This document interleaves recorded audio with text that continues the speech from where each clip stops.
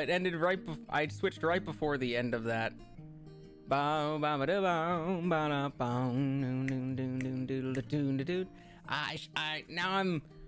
Now I've got music blue balls because I switched over right before the ending and would have been satisfying if I waited until the ending. Dang it! I shouldn't have done that. I played myself. Also, hello. I apologize. I'm a little late to start, but it's because it was getting down to about 10-15 minutes before the stream was starting, and it was time for me to start setting up, but I realized I had not eaten anything in a while, and I was going to be super hungry during the stream, and so I had to make sure to get a snack in.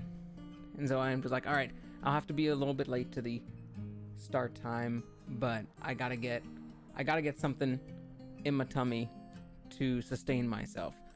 So I had some samosas. Little Indian dumplings with filled with potatoes and peas and stuff. There's a really tasty brand of frozen food at our supermarket that they got, frozen samosas that you can heat up in your oven, and I do the unthinkable and had to just nuke it really, really quickly in order to get a snack in. And they weren't crispy, but they were still delicious. And I feel like that will sustain me for the drawing stream this time, which we are working on a brand new character this week. Last week we finished up our skeleton boy, our chainmail skeleton boy. This week, we are working on a new boy. We are working on a Hound Archon boy, who is a dog angel, or a dog person. I believe Archons, I don't know if that's a Magic the Gathering thing. I think it is. But also, hold on one sec. Where are these screenshots? Where are they? There they are. Let's look at the screenshot that gives a little bit of info for our character today. Not the Pegasus, that's my steed on another campaign. Not Angus, that was the previous dwarf. Not the Revenant, that was the one that we just did. Here we go. I don't know how... This is a character made by GenDDXX, GHENDXX on Reddit, and they have a character who is a Hound Archon, so a sort of human-bodied, dog-headed humanoid, and their name is, and I'm not sure how to pronounce this, but it looks like Vohamana, or Vohamana, one of those things, Vohamanah, so a lot of Vohamana type of thing. So Vohamana is a Hound Archon who was sent down to the mortal realm to cut off from divine magic, so he became a wizard instead. It says, quote, he's about the height of a dwarf, slender as an elf, with blue-gray fur and a German Shepherd-style face. He likes fancy hats and switches between wizard robes and a shirt plus vest plus trousers look, depending. He carries around a spell book and a yellow-gold Heward's Handy haversack. His favorite color is yellow, but he only uses that for accents in his gear and clothes. His favorite food is a well-seasoned steak. He enjoys alchemy as a hobby, so probably has vials and containers of random things. So that's a pretty interesting character concept. We have a Hound Archon, a good dog boy. And normally, I said this before on a previous drawing stream, but normally when I think of dog people, when I think of like dog boys, dog men, dog women, things like that, I normally go the sort of werewolf route in my mind, where they are larger than your average person. They are big, beefy dog people. They're big, beefy, like wolf men and women. And this goes the opposite direction. This Hound Archon is the height of a dwarf and slender as an elf. So he's not even short and stocky like a dwarf, but short and slender as an elf. And so sort of a slightly taller than a halfling or gnome, but still slender type of dog with blue-gray fur and a German Shepherd style face, which that's I'm very, very glad that they put what style of dog face that they have in mind, because that means I can look up and like copy and paste, like I can go and find a German Shepherd face at different angles. There's probably a lot of German Shepherd references, like pictures I can use and just paste it on here and use that as a reference. Look at its shapes, look at its outline, try to work that at different angles. And it says, likes fancy hats, switches from wizard robes to shirt, vest, trousers look. I'll probably have, and it says he carries around a spell book and yellow gold Heward's Handy haversack, so he's got a handy sack with a, gold trim, yellow gold trim kind of thing. Favorite color is yellow. He only uses that as accents for his gear clothes. His favorite food is a well-seasoned steak. They're listing all these things: alchemy, steak, spellbook, sack, all these different accessories. And so I think the way to get a lot of these in would be to draw a table here at the front.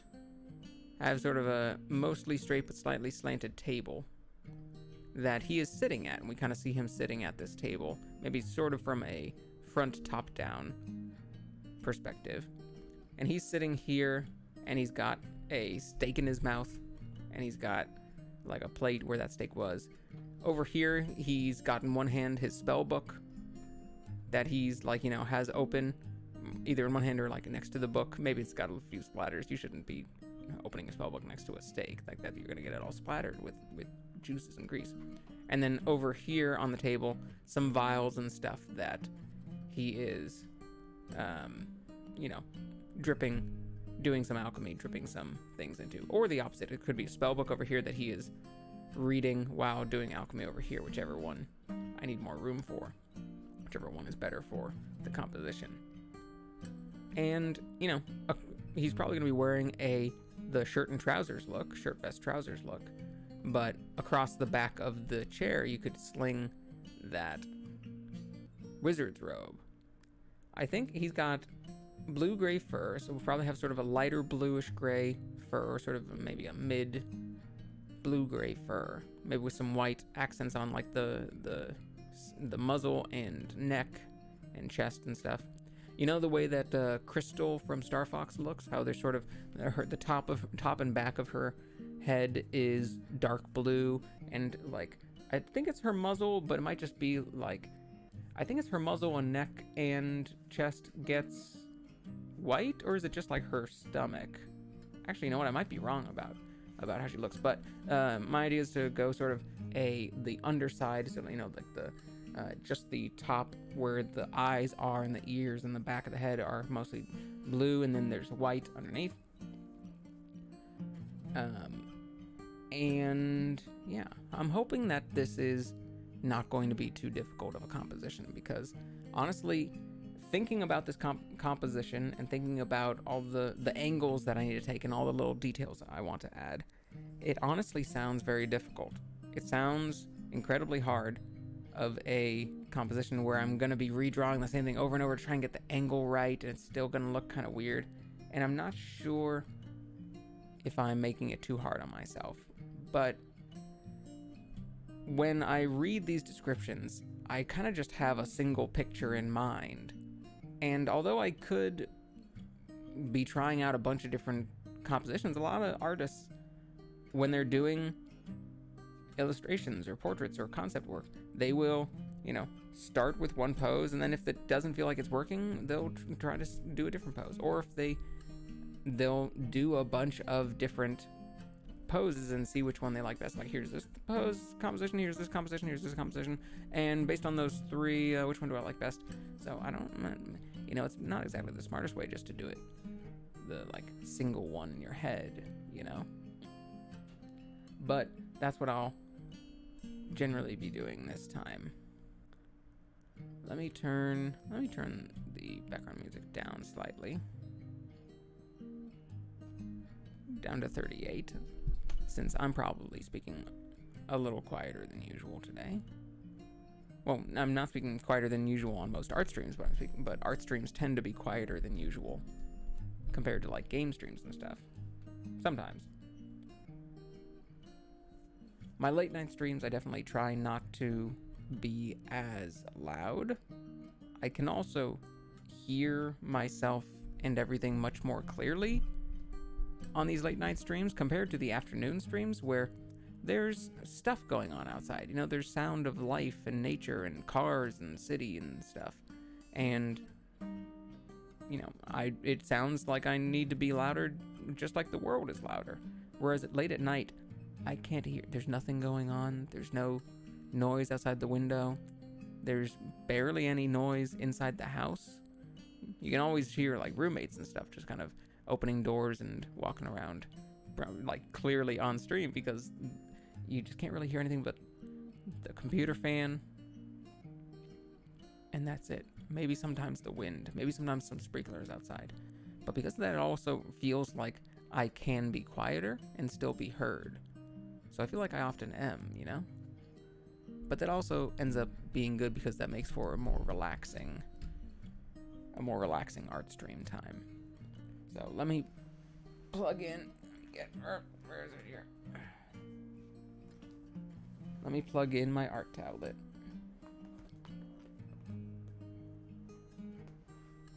Is it this way or is it the other way? I feel like it's the other way.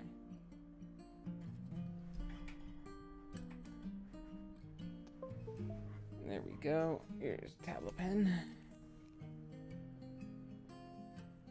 There, excellent. All right, we got that. And now let me put on my ASMR. It's a little unfortunate. I love ASMR. Absolutely love it. It's one of my favorite things to listen to and watch. I used to listen to music constantly while I was working. I'd always put on some sort of music. But ever since getting into ASMR a year or two ago, now that's just become my normal thing to do when I'm working. And that's a little unfortunate because that means I'm not listening to music as much. And I still love music. Music feels like it's more worth the time. Music feels like it is making me a better person by listening to it. Even if it's old music that I listen to constantly, it feels like it is more enriching than ASMR does. ASMR feels like a comforting waste of time.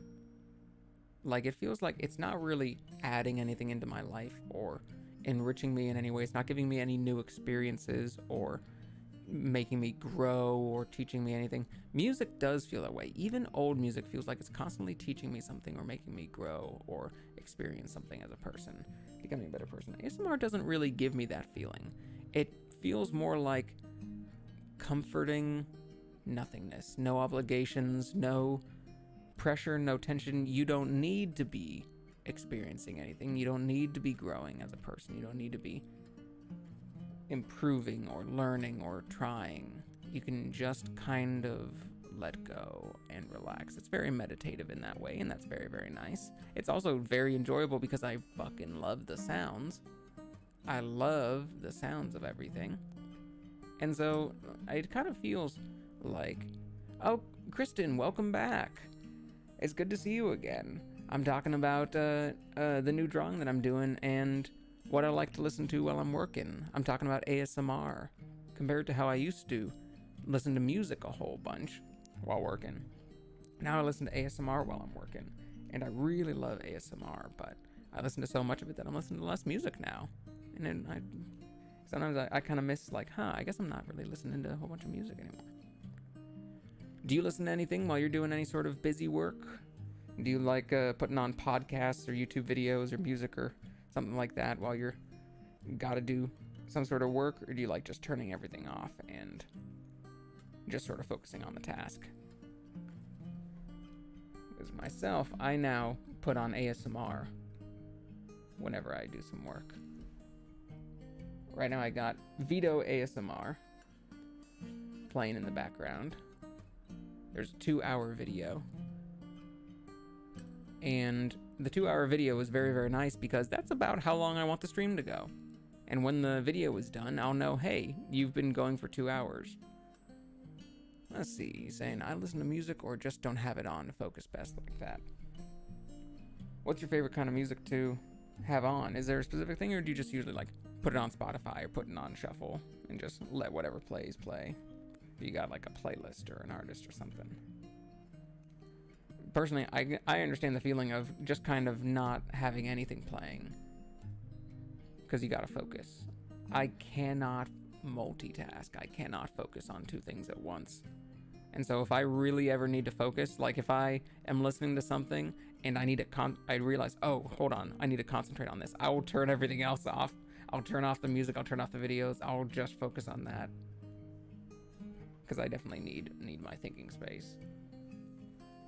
So today, go down to a 10. Very nice. Listen to your friends' playlist. Oh, that's wonderful.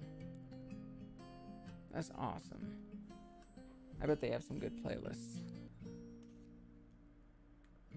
Nice, relaxing, enjoyable work music to be playing. So today, our character that we're going to be drawing is a Hound Archon, who is a dog-headed angel person. And they are not a big, tall, werewolf-like person. They're a short, slender dog person. You're head out now. Bye-bye, Goodle. Thanks for stopping in and saying hi. I hope you have a relaxing night. A short, slender, dog-headed person. Oh, that's right. And they said that it was a German Shepherd style dog head. So let's find some German Shepherd references. German Shepherd. And we can find some pictures of a German Shepherd face and head at a few different angles to use for our picture. Good classic dog face. Here's one. Let's copy image, just a bunch of these different ones, and paste them here, just so we have these references. So there's one German Shepherd. Where's another one? There's this one. I wonder how many of these random pictures that I'm finding on Google Images, I'm wondering how many of them are the same dog.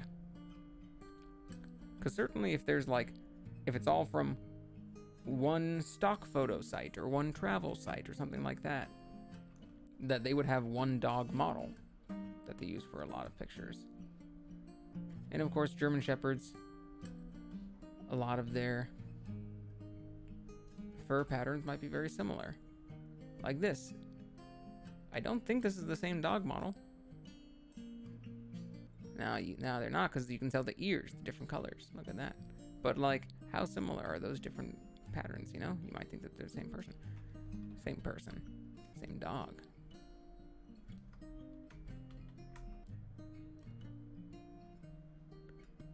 I was thinking of, doing it that way.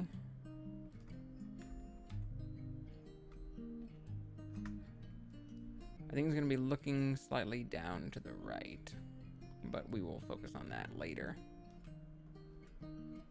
Let's see, one other angle. What other angle would be good? This one? Kind of. I want to find one where he's looking slightly down to the right if I can.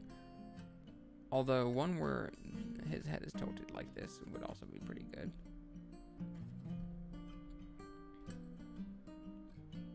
Ooh, this one's good. This one has a German Shepherd head down to the right.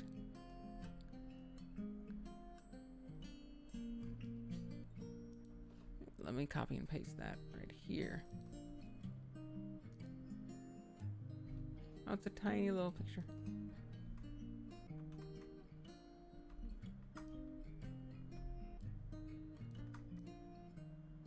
Oh, slightly down to the right. Is there an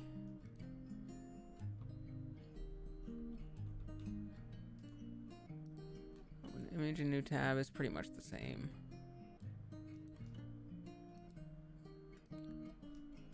Pretty much the same image. My canvas is so large that, yeah, it's pretty much the same image. Okay. So, actually, I think this is fine, but I kind of want to find a picture of a German Shepherd with their head up so I can see more of a mouth or muzzle shape, understand how it works a little bit more.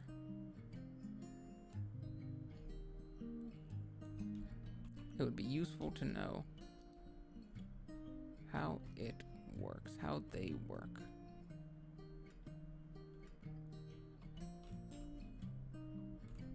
How a good dog works. How does a good dog work?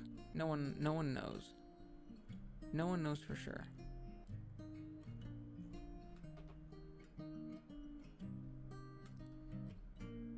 So we got all these different reference pictures. Ooh, that's a pretty good one. Copy image.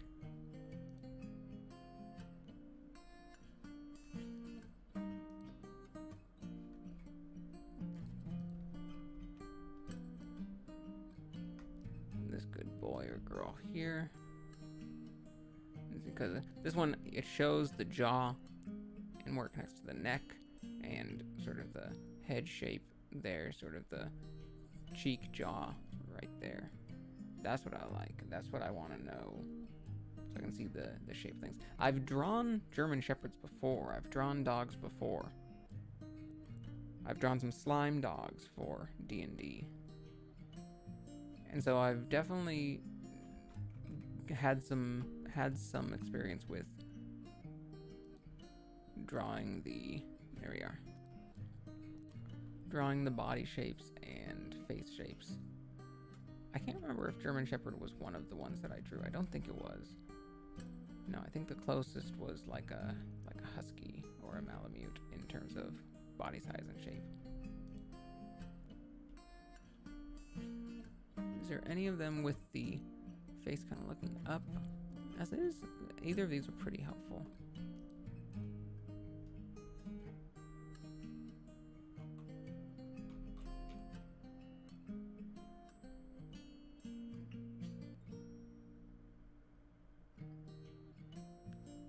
So,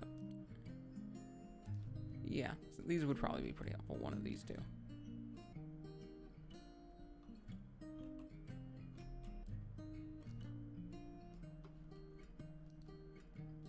That one's very, very blurry. That's very nice. Let's just go with this one. This one is very high definition.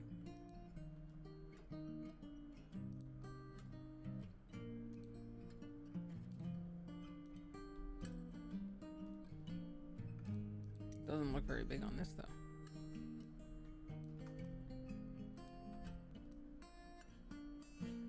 A nice face shape there.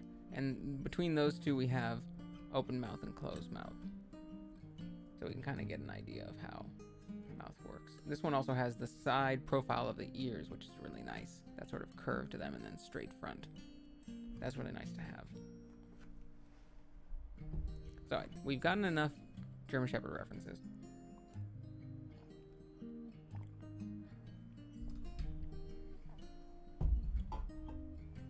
Let's try learning some of their lines, learning some of their face shapes so that we can...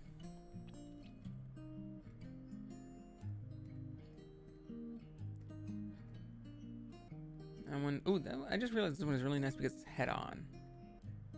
That one's sort of down to the right. That one's sort of down to the right.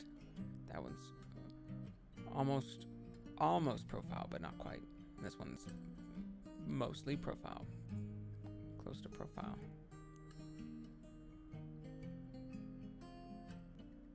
All right, let's start with that one. That one is probably the closest to what the final drawing is going to be. We're going to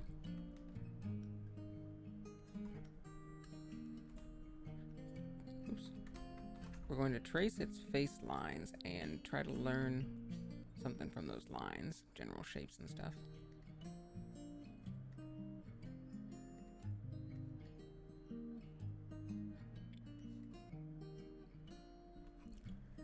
Let's go with a bright green, something that's very visible. Maybe a bright blue. Yeah, that's pretty visible there. All right. So a German Shepherd has got sort of a crease. Do they all have that?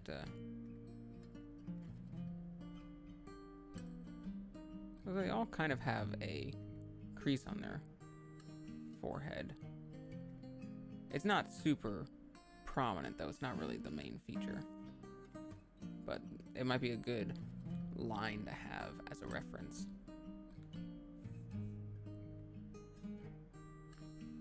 So sort of straight, swoop, like that. Swoop, swoop.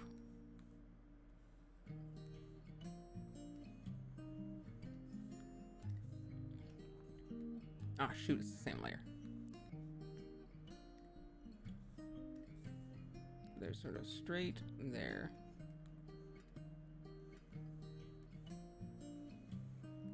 And the space between, it seems like the space between the ears is pretty much the same and similar width to the muzzle. So if you kind of imagine, now it isn't totally flat, but if you kind of imagine it like a rectangle, like that, with sort of a triangle on there, or even a swoop like that, you can kind of get the idea. Woot, woonk, woonk. Woo woo, woo woo. And now this little, almost like a cartoon Scooby-Doo drawing, like a little W on the nose, underneath the nose, little jowls like that. And then this angle, you don't get a good look at the jaw underneath, but that's what the other pictures are for. You just get to see that the mouth is open, kind of follows along the same curve here, is the same curve underneath, just slightly to one side. And the teeth, you know, are kind of inside. They're not like, you know, sticking out to the side like that. They're obviously going to be going within the jowls, within, like, underneath the lips and everything, so they're pretty far inward.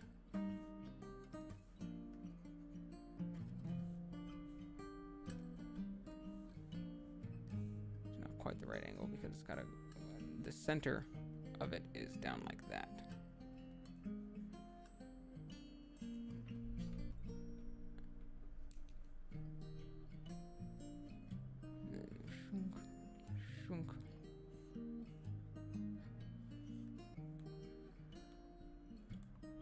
The ears, they go from that point there, classic little curved triangle look, but they have some width to them in the back, which you get to see more from the other angles, but it looks like you can always see a little bit of that center. Even from this angle, you're not seeing it on this side, you're seeing it on this side, not that side. Which means they're kind of pointing outwards, you know? Turned outwards like satellite dishes rather than turned inwards. 'Cause why would it be turned inwards? They want to hear the stuff around them. So if we have, let's go with a slightly darker blue here. We have a distance here is the same distance there and distance there. There is a sort of curve down and a curve down, so practically circles.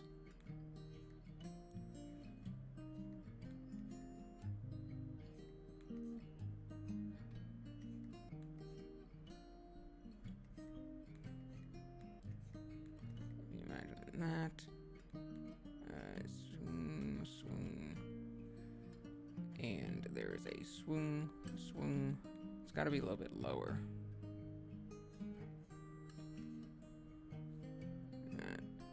If this is going down here, then maybe it's got a jowls like that and a jowls like that.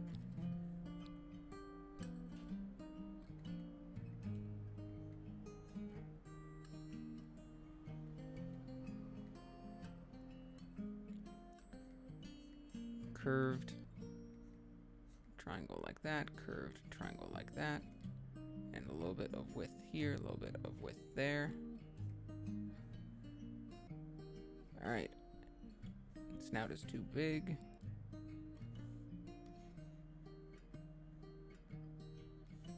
And at a weird angle, so let's just adjust that.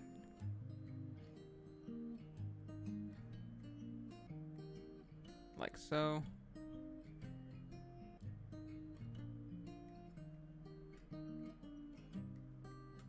You can start to see a dog come through.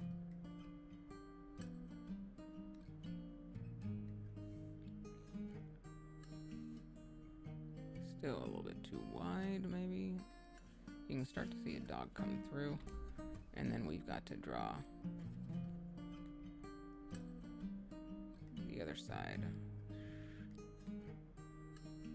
of the mouth like that, but then there's more like underneath, etc. But that is all various shapes and things. Let's try a different one.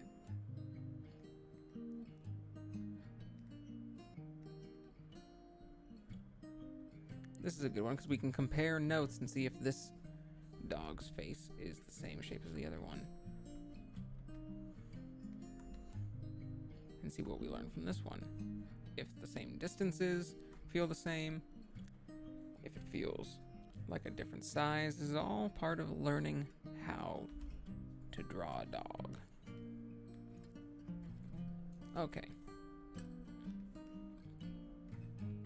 So they have that same center sort of crease, like that same sort of ridge on their skull.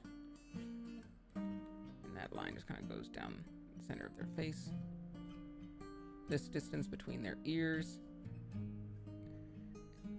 can be about the same distance between their, like where their eyes, not the eyes themselves, but sort of the eye socket area, where that sort of a brow,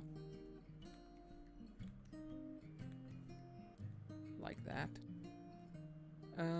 But it's more like there, where you see the shadow, and there. And then the width of the nose. The slopes down like this, so it looks wider. I feel like this is one of those like medical drawings where, like, you know, outlining a bunch of parts of a dog's face. They have, you know, brow ridges. They emote with them.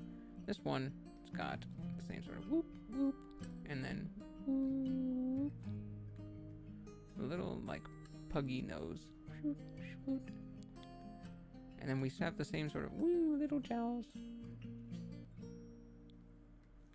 Does this have the same circle? Not quite really, no. The circle before wasn't really helpful. We can't really use the circle. We might be able to, but there isn't.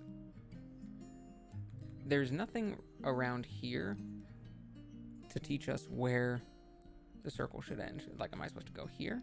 Or am I supposed to go here? I'm supposed to go around right here, but there's nothing really leading us to how far that's supposed to be. There's nothing, no recognizable distance. We could just say it's slightly farther than halfway. Like about 2/3 of the way rather than halfway. And kind of base the circle like that.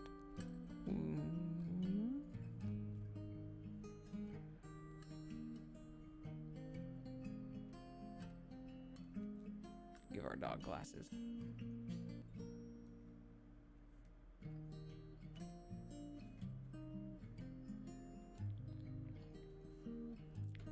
And the ears do function the same way. You can see that they're thicker back here than they are on the outside. Curves. Triangle with a little bit of width on the back. Curved triangle with a little bit of width on the back.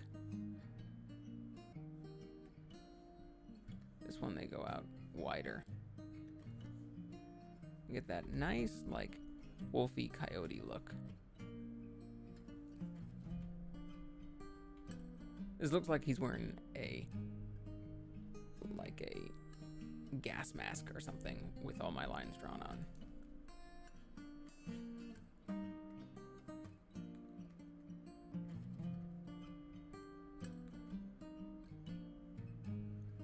There, and maybe around there. Swoop, swoop, and we're gonna go. Here's a ridge there. All right. So from the bottom of the circle, halfway is halfway for the eye. So if we draw a circle that is halfway contained within it, that should be about where the eyes go. And we have this, like, you know, the browse.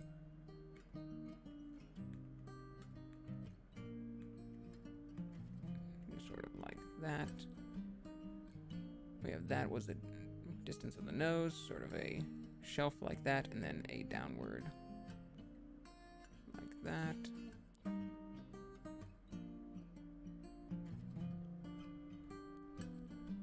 Now we need to figure out that distance in between there. How far wide do we go, you know? We can go with the ears like that.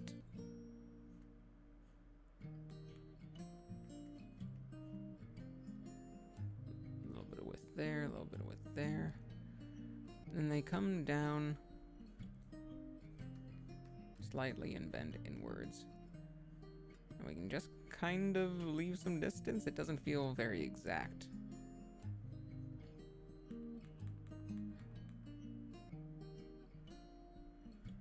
Like, we need to leave a little bit of distance there, but how much distance do we leave? I like having some sort of formula, some sort of recognizable distance to go, you know? Where it's not just eyeballing it. Eyeballing it doesn't help me from different angles.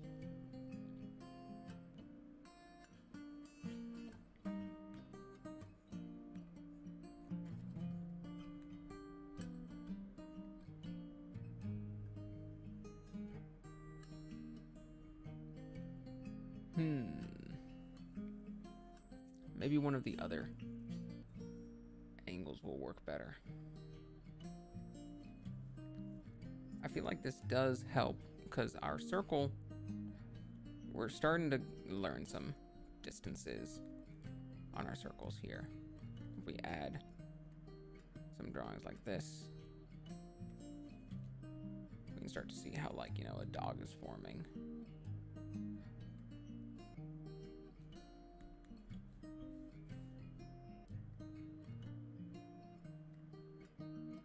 Wait a minute, I did it again.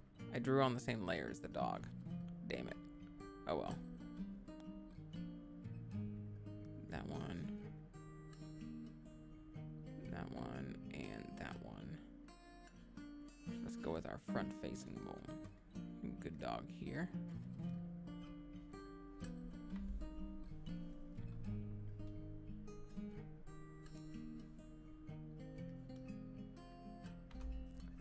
Okay, this one has a little dip in the head, but it's the same sort of line down the center there.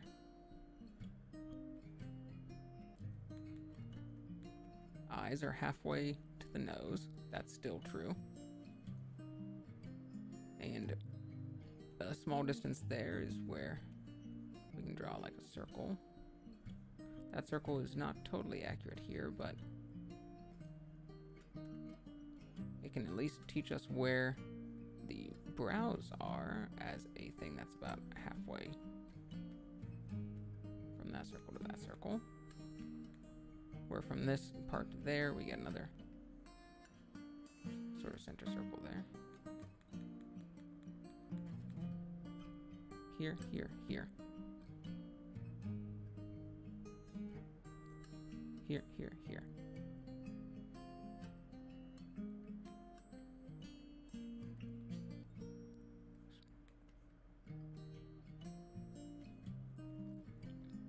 And there. That's the nose, and it goes like this. Dunk, sunk, sunk, sunk.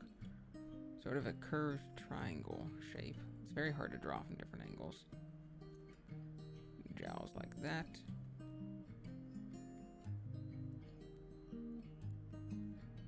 Slightly inward from where it connects there.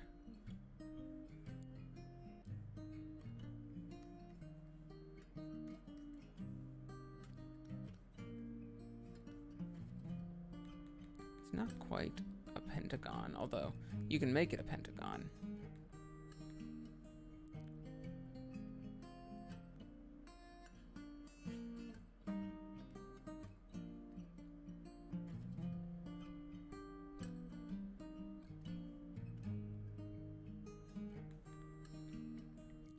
Might need to focus on the whole pentagon shape beyond that, but really feels necessary to... Well, I suppose I could do that. So I could go down the cheeks from the circle and then sort of close in around. Go down the cheeks from the circle and then sort of close in around.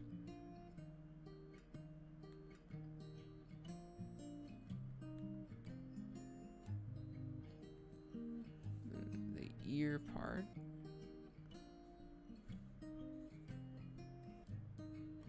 Boom. Boom. Big ol' ears. Big ol' ears.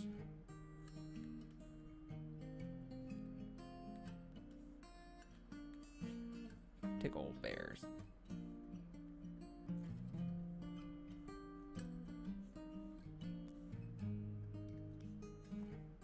This dog has a very fluffy face, so it kind of looks like a pentagon.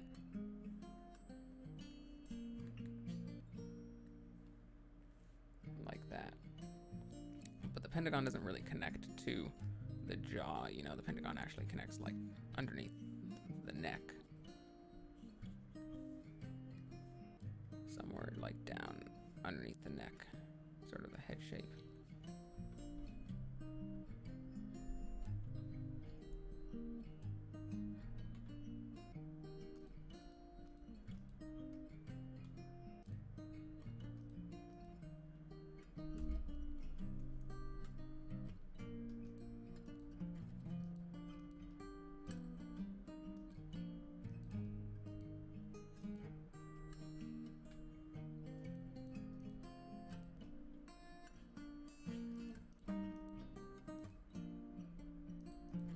I guess that layer 3 was there for a different drawing that I just forgot to draw it on. So we'll just keep it for something else.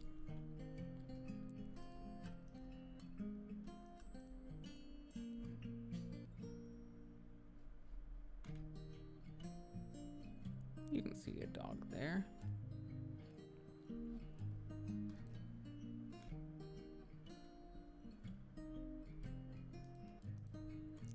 Now let's try that one and then that one.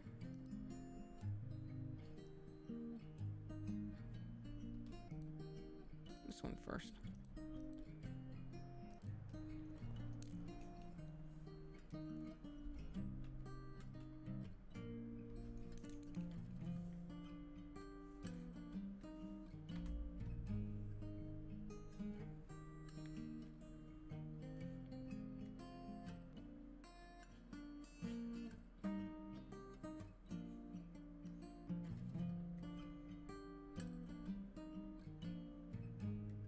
That. It's got a curve down.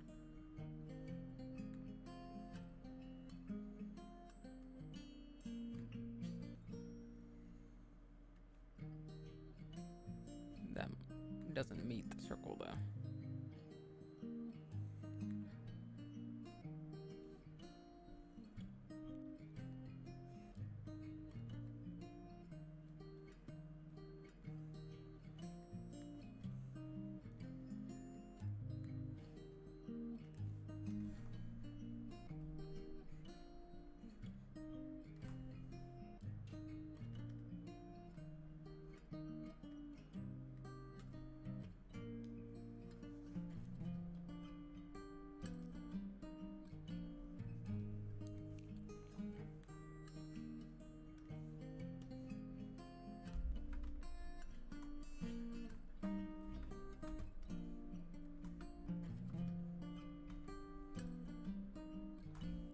Try and get...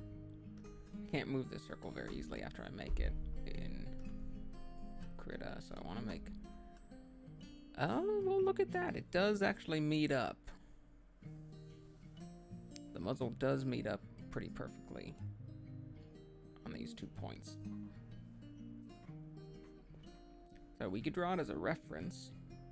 And that's also kind of straight across where the ears meet as well.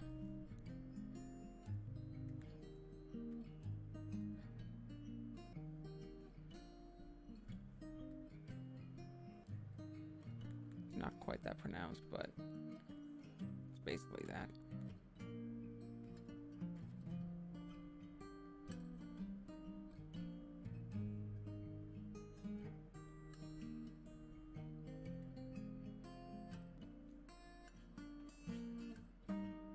There's also the layer where the eyes are right there. We could say halfway, but it's not quite halfway. Halfway is about right there. It's a little bit higher than halfway.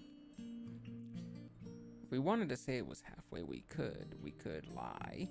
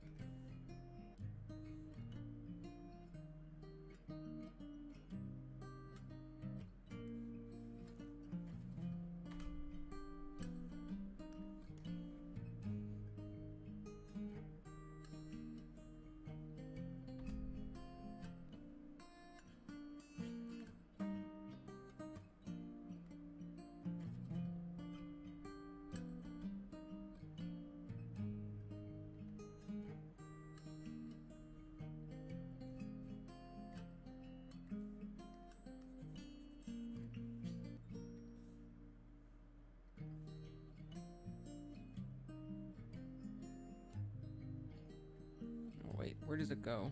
Up to about halfway, it looks like. So around halfway there, yeah.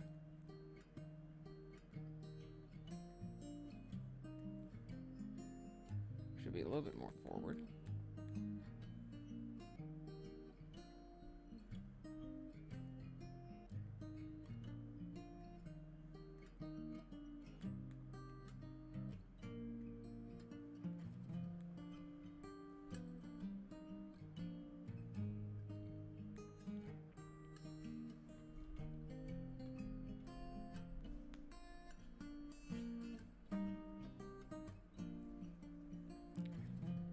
Yeah, no, it's a little bit wider and farther down.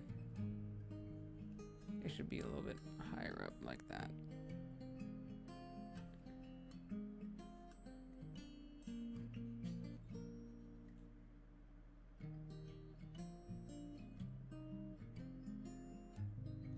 It's at a deeper angle.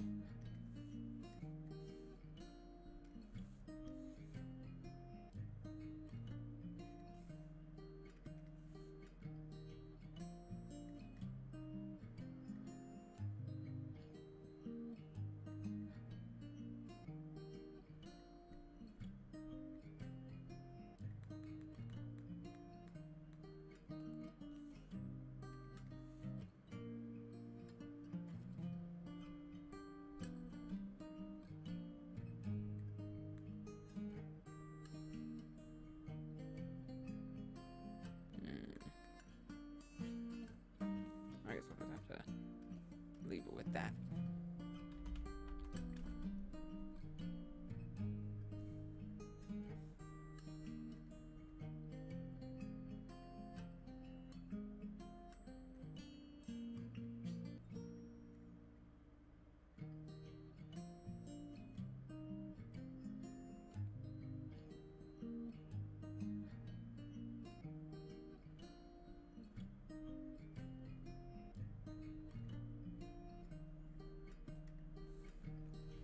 Okay, now this one.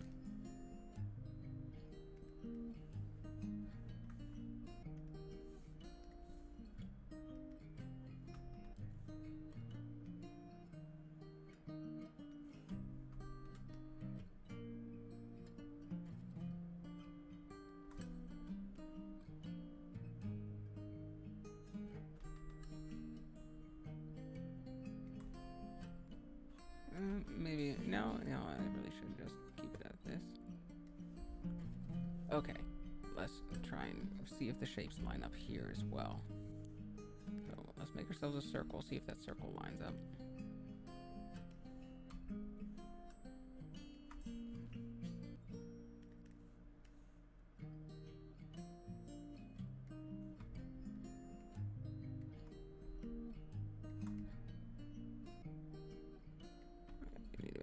bigger. I suppose it can be the other way. I suppose this is pretty good. And we have down there, and this one is still a little bit more than halfway, so a little more than halfway is there. This dog is also leaning up a little bit, so if it was this, it'd be more like that.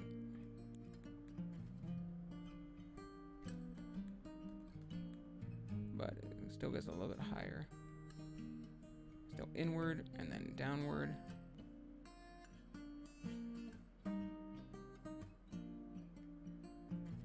This jawline goes down like that and then up like this.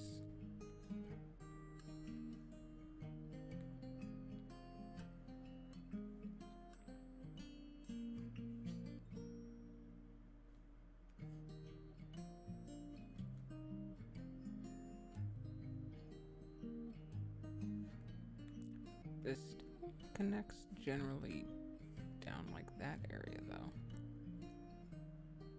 And then halfway, it's because we are working in a 3-dimensional space and not a 2-dimensional space anymore. So it's more like that is our halfway, and that's where the ears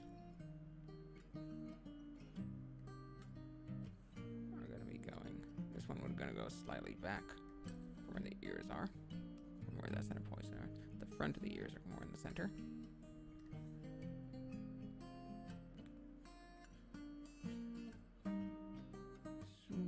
We could even draw like where the opposite end would be. The center there.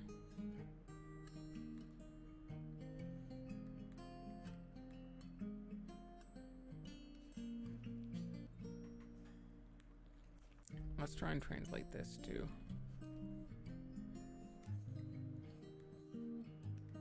a unique drawing. All right, let's have a circle. And choose an angle. Let's say that this is our vertical. And this is our horizon, like that. There's the center point. This is not totally accurate. Should be a little bit more up like this, I believe. Yeah, that I think is correct. So from a little bit above the center point, we have the muzzle of the line coming down.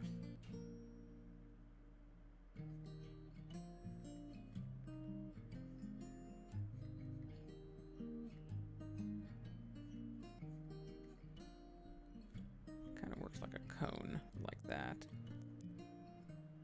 And there is the nose there. Lower jaw would be same shape but lower. The ears would be here, here, and here, sort of similar distance between them. So here, a big ol', and here is our line here, so that's where the center of the ear is gonna go down like that. And where was the other line? About here.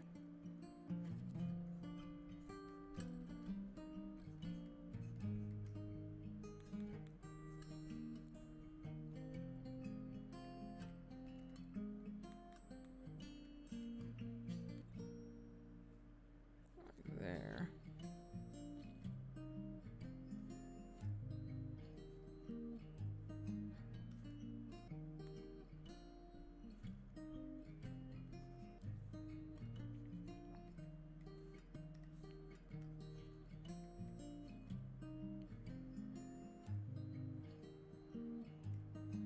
Yeah, look, we're drawing a dog. The lines kind of matched up. It doesn't look totally realistically proportioned, but we have a shape that is recognizable as a dog's head. Our little cone training worked out a little bit.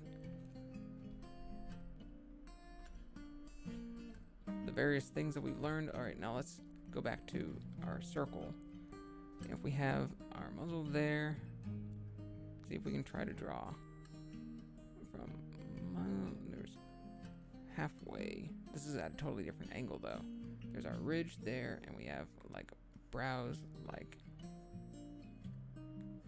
that. And if it's from top of the nose to eyes to higher, then it's about there and about there. And eyes would be halfway, like there and there. And there's like brow ridges, and it would be a little sunken in. Right now it just looks like goggles, but we're learning sort of face shapes.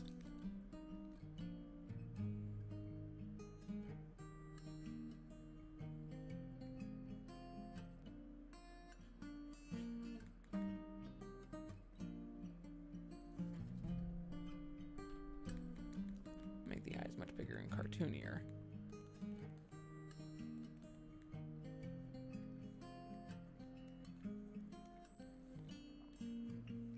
Oops. There we go, like.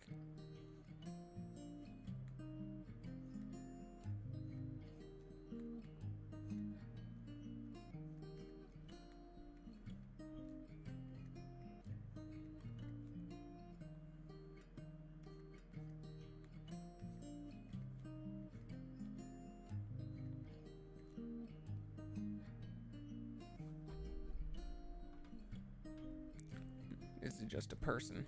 Just a dude who's a dog. Staring inwards like a dummy. Now, if they were reading something, it might be more done like that. Well, we could get a cartoony looking dog like that. Okay, I feel like we understand some dog face shapes better. This lower jaw, maybe a little less so, but we're not really going to need the lower jaw too much on our drawing. Our drawing is going to be of a man at a table.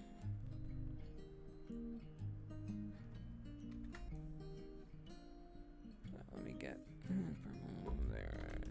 Oops, where is? Come on. Layer is invisible. Why aren't you letting me draw on it?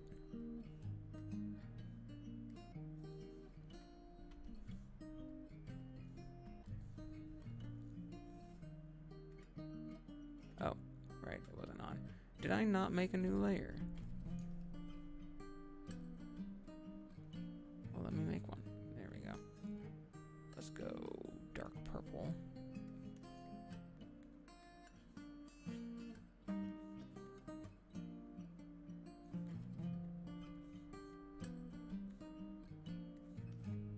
For this one, very nice. So I think there's going to be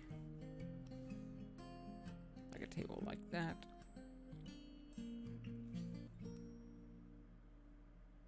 I suppose it should be still pretty high up.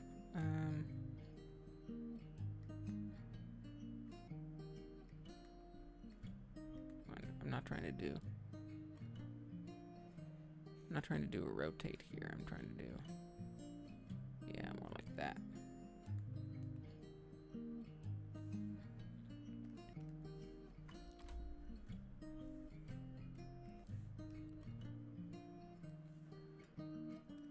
Then I think we're going to have a person's head.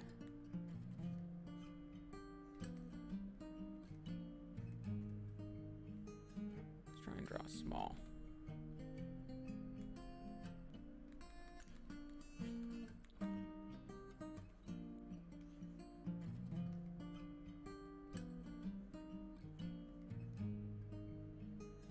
Person's head like that. Swoop, swoop, swoop, swoop. Swoop, swoop, swoop, swoop.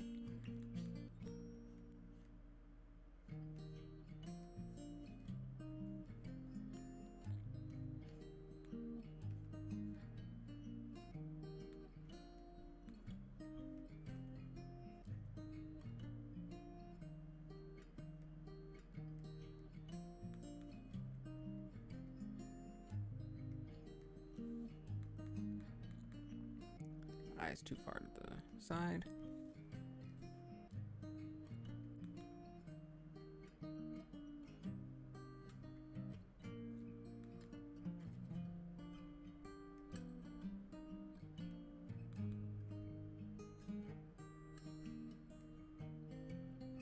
We'd have little glasses.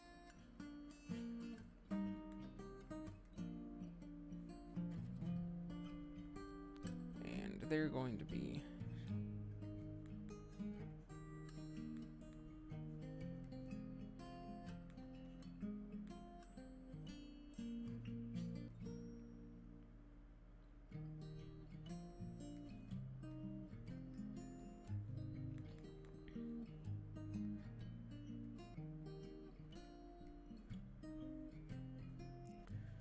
they are small though. Their neck would go like that, but it would be floofy.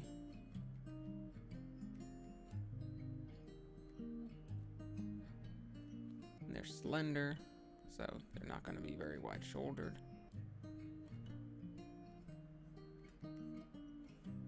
Keep them kind of inward like that. Their head can appear fairly large for their body if they're kind of slender. It's very counter to my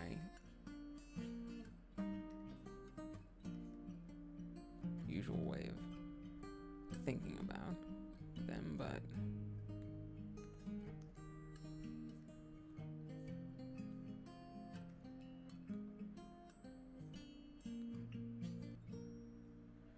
now I wanted to draw this from sort of a, I suppose some angle like this is fine, but I kind of want them. Yeah, the arm is definitely too far outwards.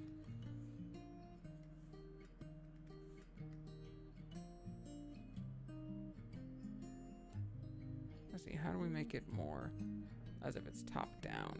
I want to make it like we're above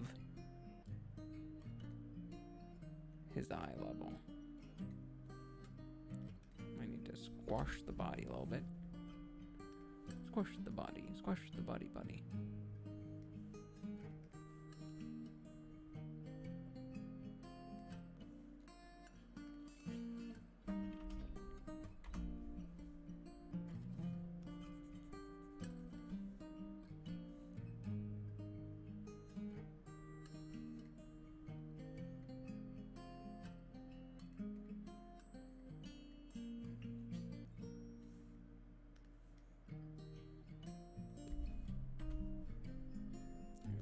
Book.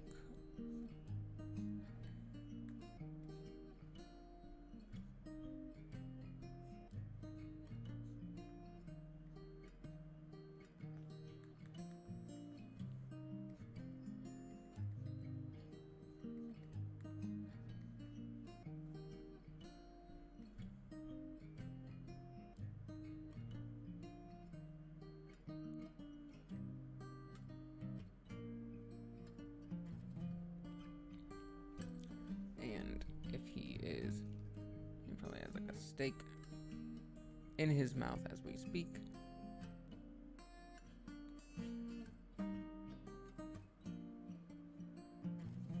Plate there with other veggies.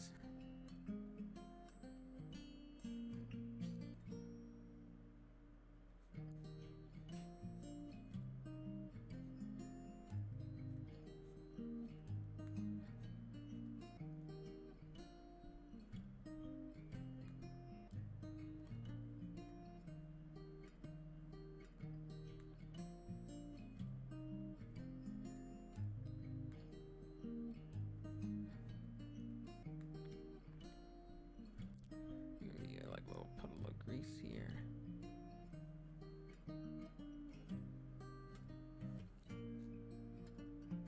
And over here there can be some alchemy, so he's kind of lifting his arm up like that.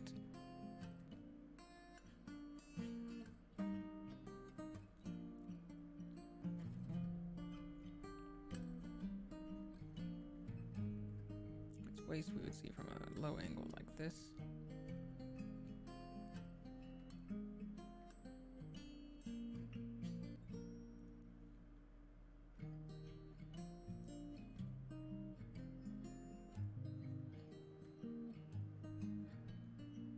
sometimes to see even less of it.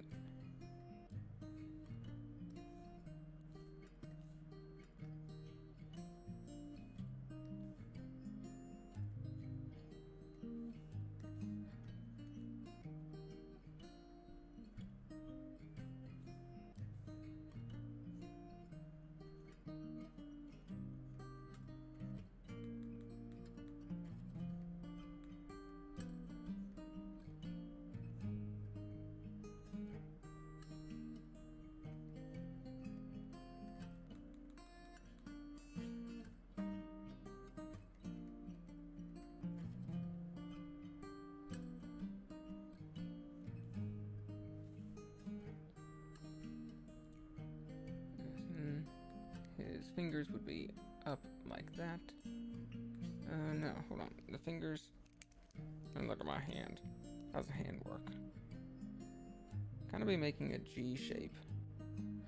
I think I've drawn that before.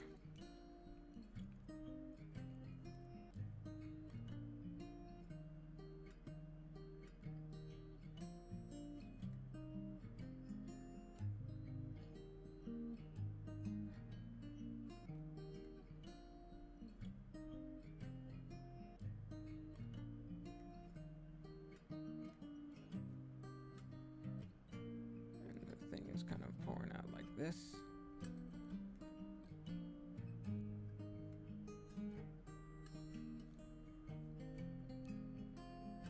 And we down there. We got it right there.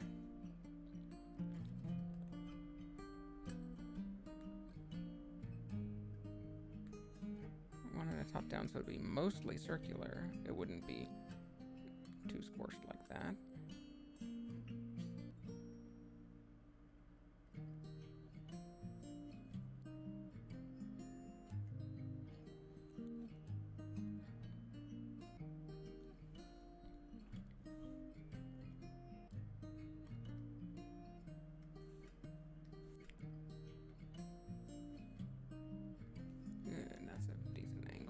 The top would be at the same big circle.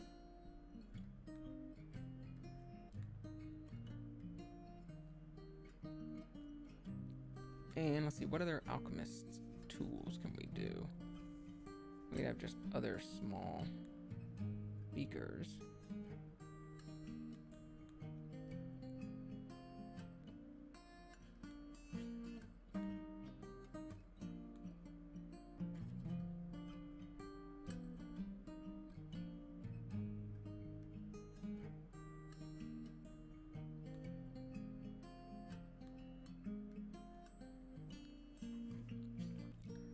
Can be a few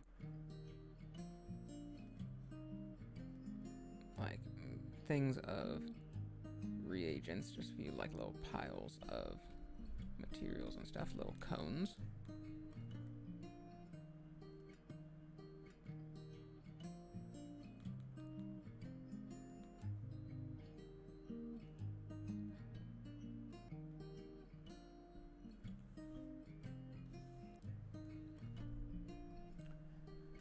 And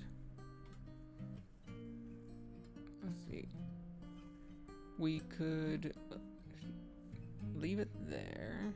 That's a spell book. If he's on his chair right now, his chair would be very large for him because he is only as big as a dwarf, so.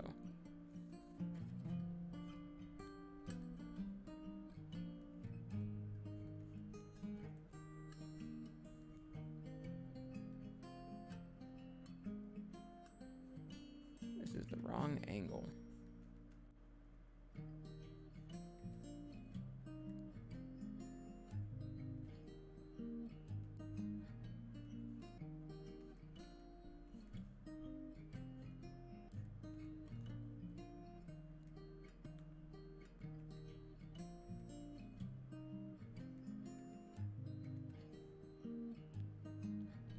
It does show that he's pretty small, though.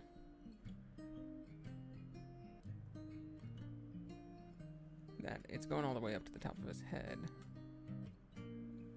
And on the back, we can have slung two things. We can have one there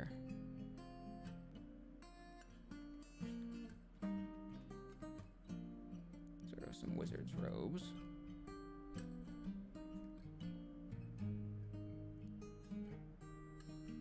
I wonder if you'll be able to tell that they're wizard's robes.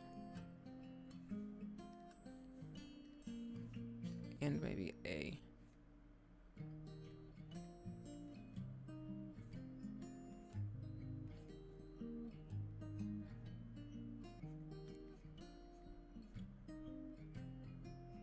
pack like that.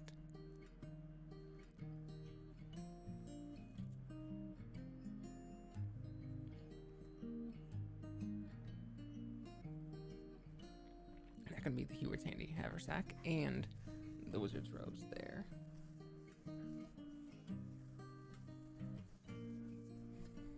I think I like that. I think I actually like this composition. I thought it was going to take me a long time to figure out, but it's generally at an angle that I think looks good.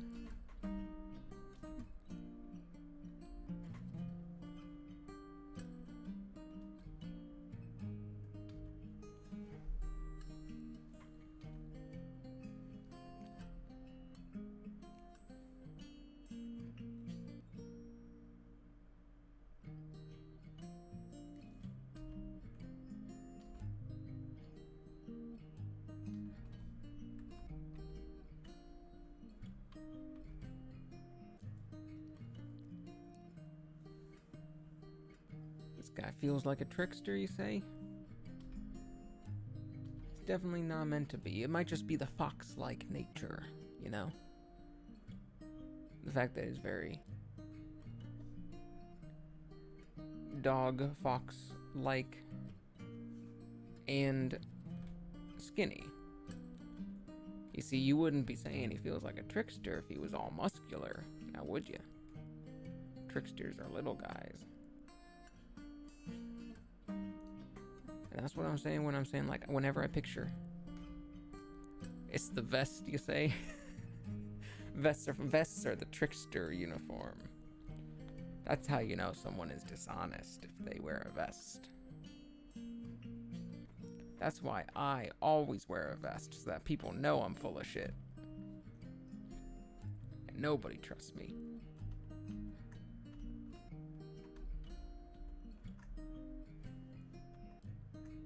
There's that angle, or there's that angle. I suppose this one is better. It looks good from both sides. I guess it's fine this way.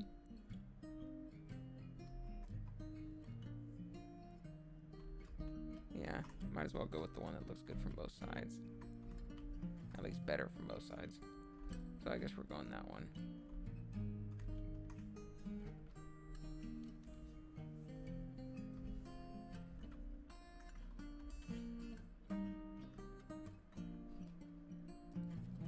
Never trust an anthrofox in a vest, I always say. You always say that. It's your daily mantra. It's helped you out in life so much so far. You wouldn't believe how many situations it's gotten me out of yet so far. You just might be.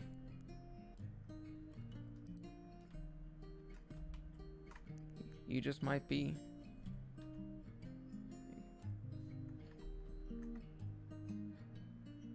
It's gonna get you kicked off of all the Anthro forums. All the RP forums. You can never go back.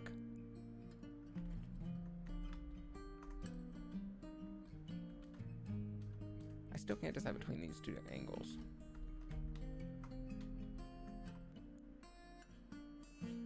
I think I'm gonna take the original one.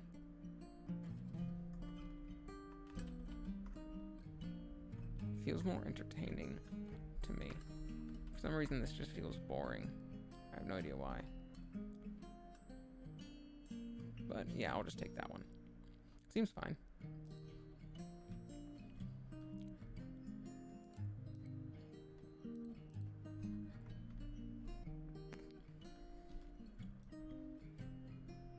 Guess I got that to deal with now. Yeah, life just keeps on.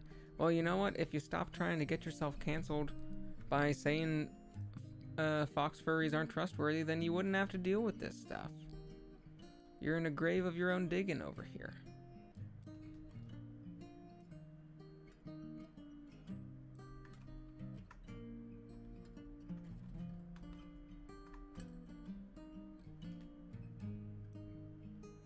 The angle, should I keep the general? Should I move everything inward a little bit? I think this is fine just as is. I don't think I need to make it too... I don't think I need to worry about specific perspective too much.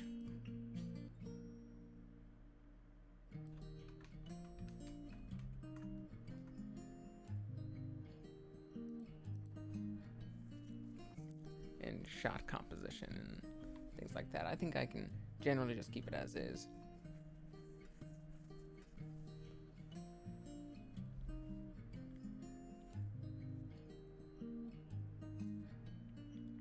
It feels like there's a lot of negative space though, and it's probably because of this negative space here. I'm not sure if there's anything I really want to add there though. And the shot's gonna go over here, and that means there's a lot of negative space there too, and here too. I think it's just gonna be a drawing with a lot of negative space.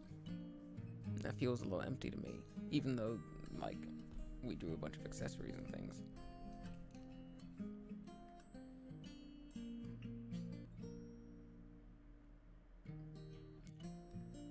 Let's draw a slightly cleaner outline now.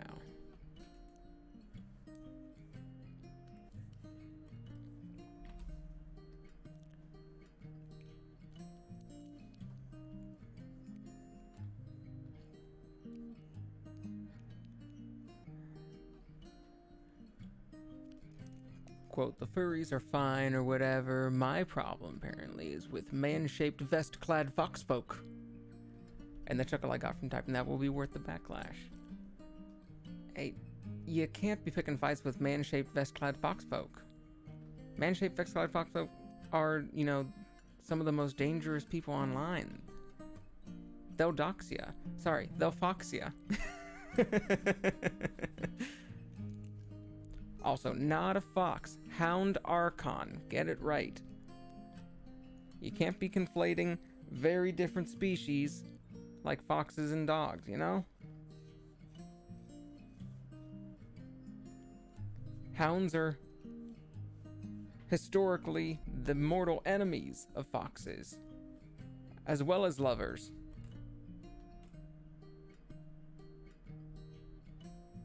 Well, best friends, but as well as lovers. Can't be conflating. Can't be conflating your furry racism like that.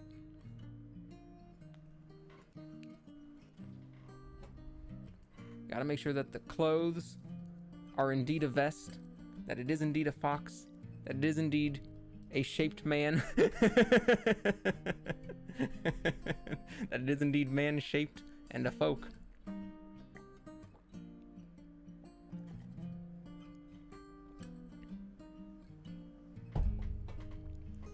Alright, let's see. We are an hour. We've been drawing for about an hour. Stream's been going for an hour and a half, but we've been going for an hour. Should I start with the head? Should I just the head?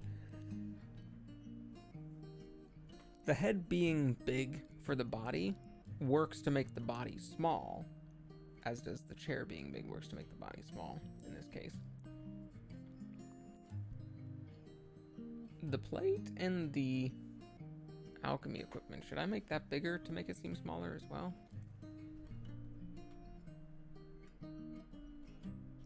I wonder if that would do anything.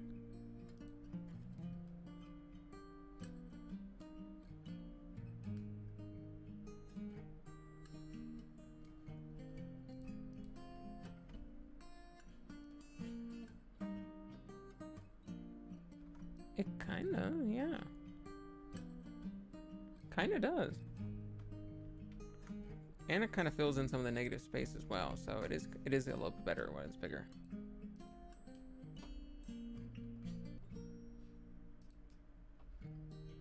I like the glasses too.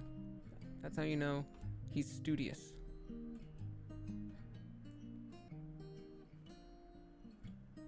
See, he was missing his divine magic as a Hound Archon, like a hound angelic figure. And so he studied to become a wizard. He's a wizard. And Harry. He's a wizard Harry.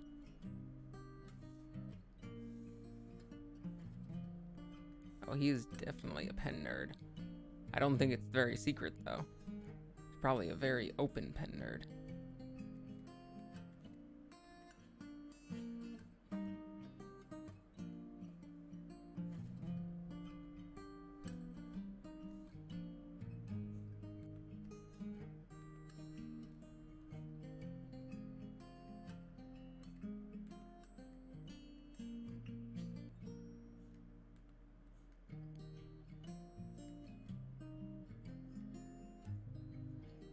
That one would kind of go at a similar angle like that.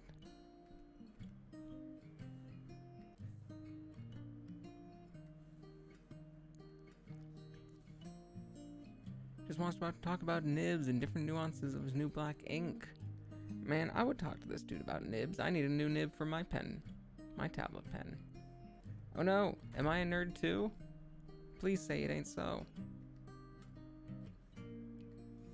The last thing I would want to be.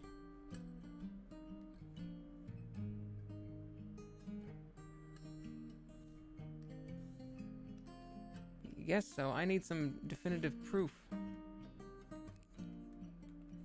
Find me an expert.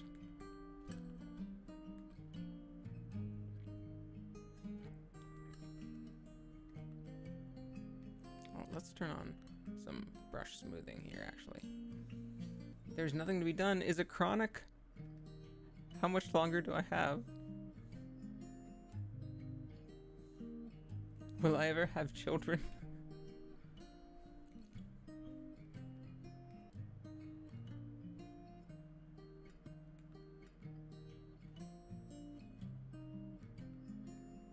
How could anyone love someone like me?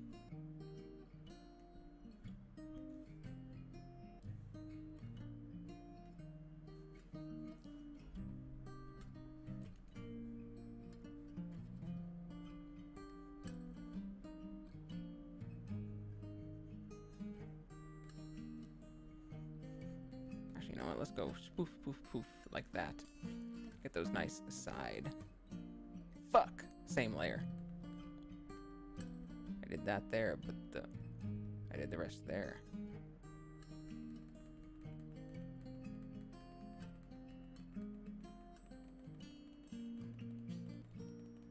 Which part was the last thing that I did on that layer?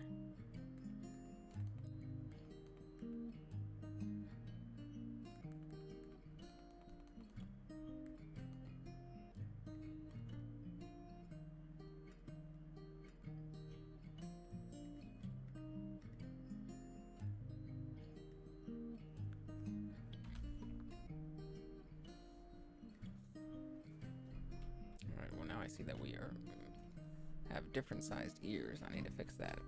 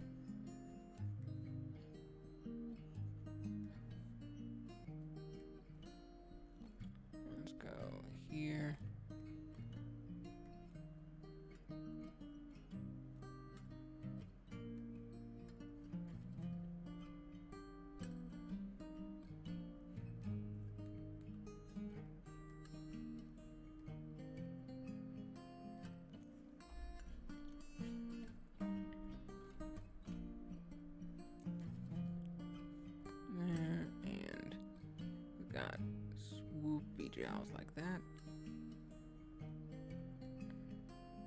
And a swoopy jowl like that.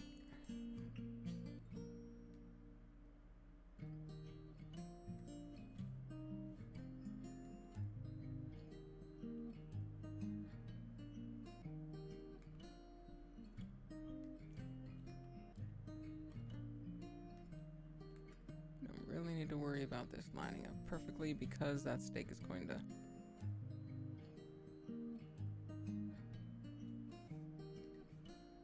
give him a clefted chin of a dog.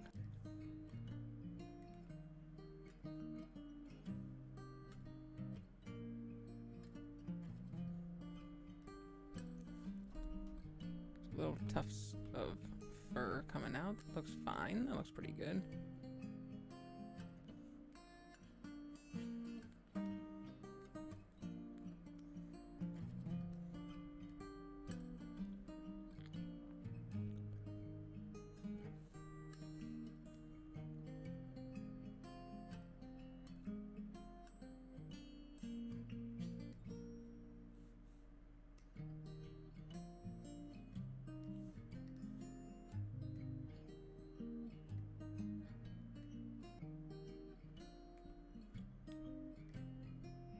Good, that's much better nose.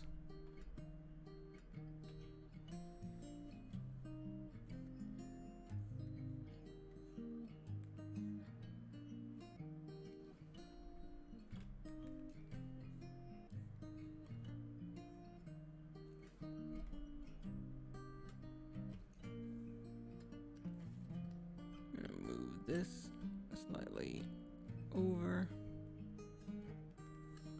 Angled like, no, not like that.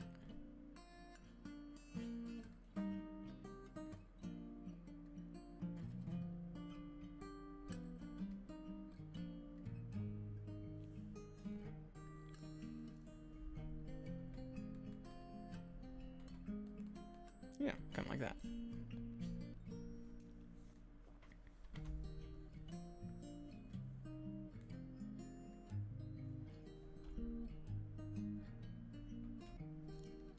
This little tuft of fur is going to be so he's got yeah. The one thing I like, it's kind of fun about a lot of German Shepherd pictures, kind of have this like cascading fur. Part of it is because of the collars, but they kind of one layer like on the skull, on the cheeks there, another layer that kind of comes down where like the collar is, another layer there, and another like few layers there. Like one layer there, one other layer there. They kind of have these like cascades of fur.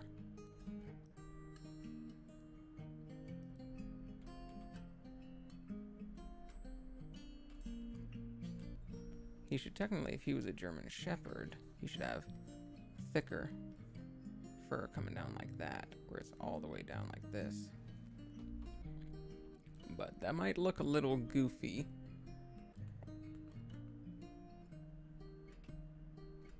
Because all the fur is gonna be like bottlenecked by his outfit. Like it's gonna be underneath his outfit and pressed down.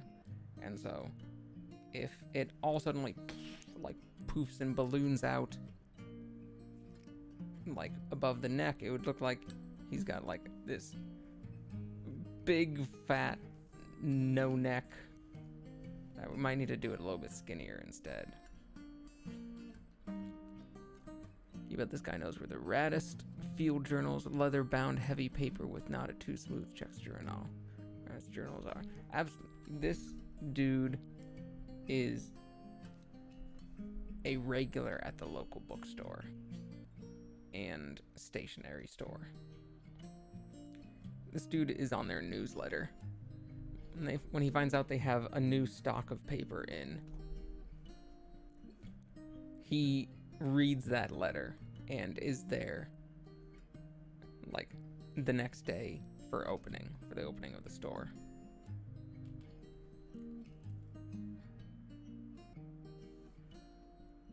Let's do an extra layer for the steak. And a steak we can just make very generic looking. We can just make it sort of a wonk like that with a little swunk. Let's make it thicker like I did here.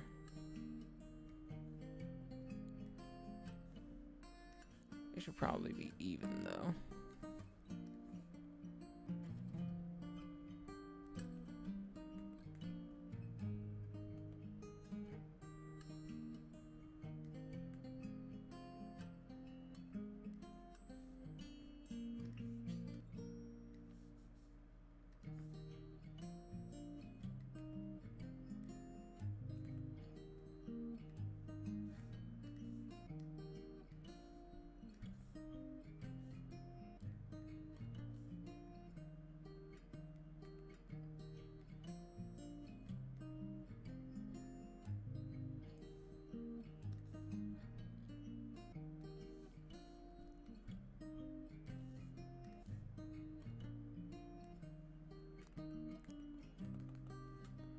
Gonna have like grill marks, or maybe even crisscross grill marks.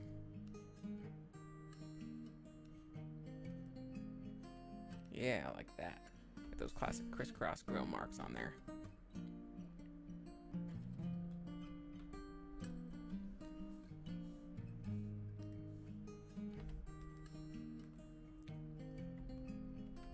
Okay. Let's save this.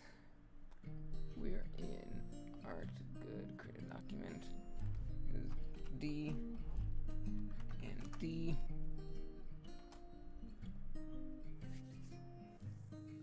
It is Hound Archon Wizard. Save. I'm not sure how Krita saves stuff. It seems like every time I save, like I noticed earlier, it's making a new file. And I'm not clicking save as, because that is a separate thing. And I'm saving it as the same title. It is not asking if I want to rewrite it. It is not saving like over the same file, just as an updated version. It's saving a new copy, and I have no idea why it is set to that. I'll have to go in and check whether it has indeed just saved them at different stages, or if it is each one is still the final picture, and I don't actually need to save any of them.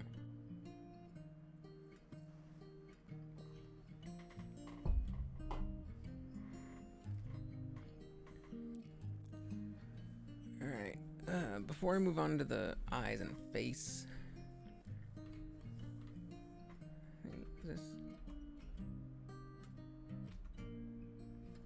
this ear should be a little smaller.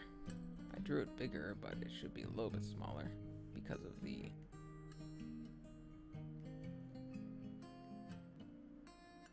angle at which the head is.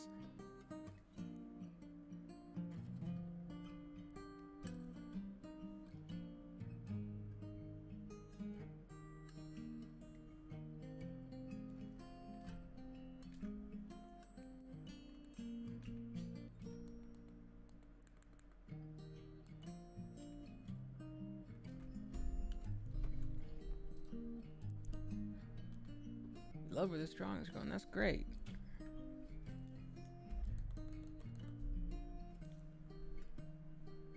I'm actually surprised I was able to get a satisfying composition down as fast as I did. I thought it was going to take me a couple of hours or just to get like the pose and stuff down.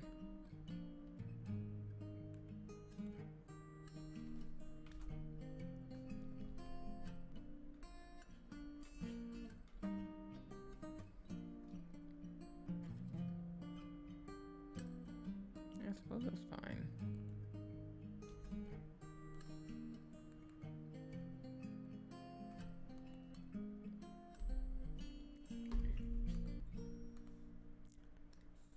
need to get rid of this back part.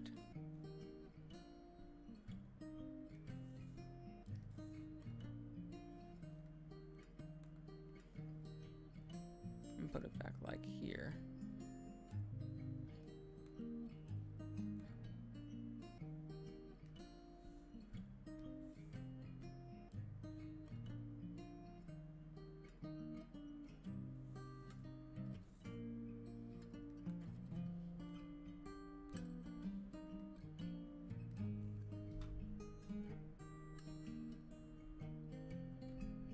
Probably a little bit better.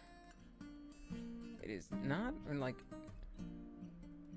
I learned that dogs' ears go outwards like satellite dishes, you know, because they're supposed to be, rather than inwards. But it might need to do this. Disney Robin from the 70s. That's good. If it reminds you of a very famous other furry, then that means I'm doing something right. It means I'm making it look like a furry, and that is good news for me. I think it just, even though the ear should actually be outwards like that, like pointing outwards this way rather than towards the center, it's better for the angle, for the drawing, if it's like this. And luckily, most people aren't going to know that it's a little incorrect this way. And so, I think I'll keep it that way. I think it works better.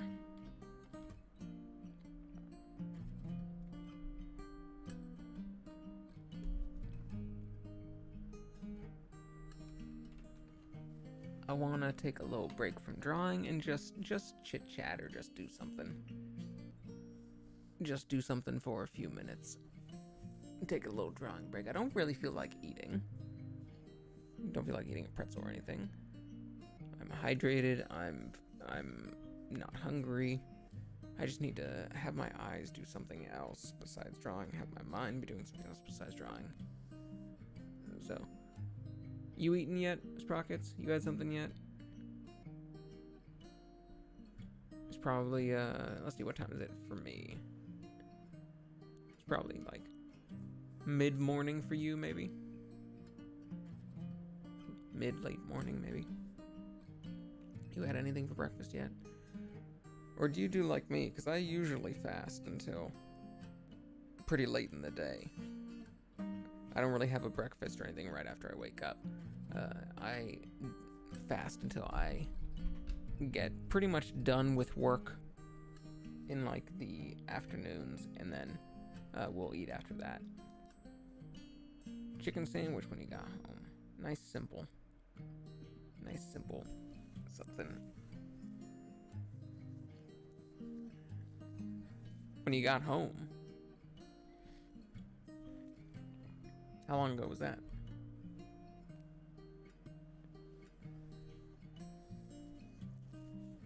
I don't really want to look at the drawing for a few seconds.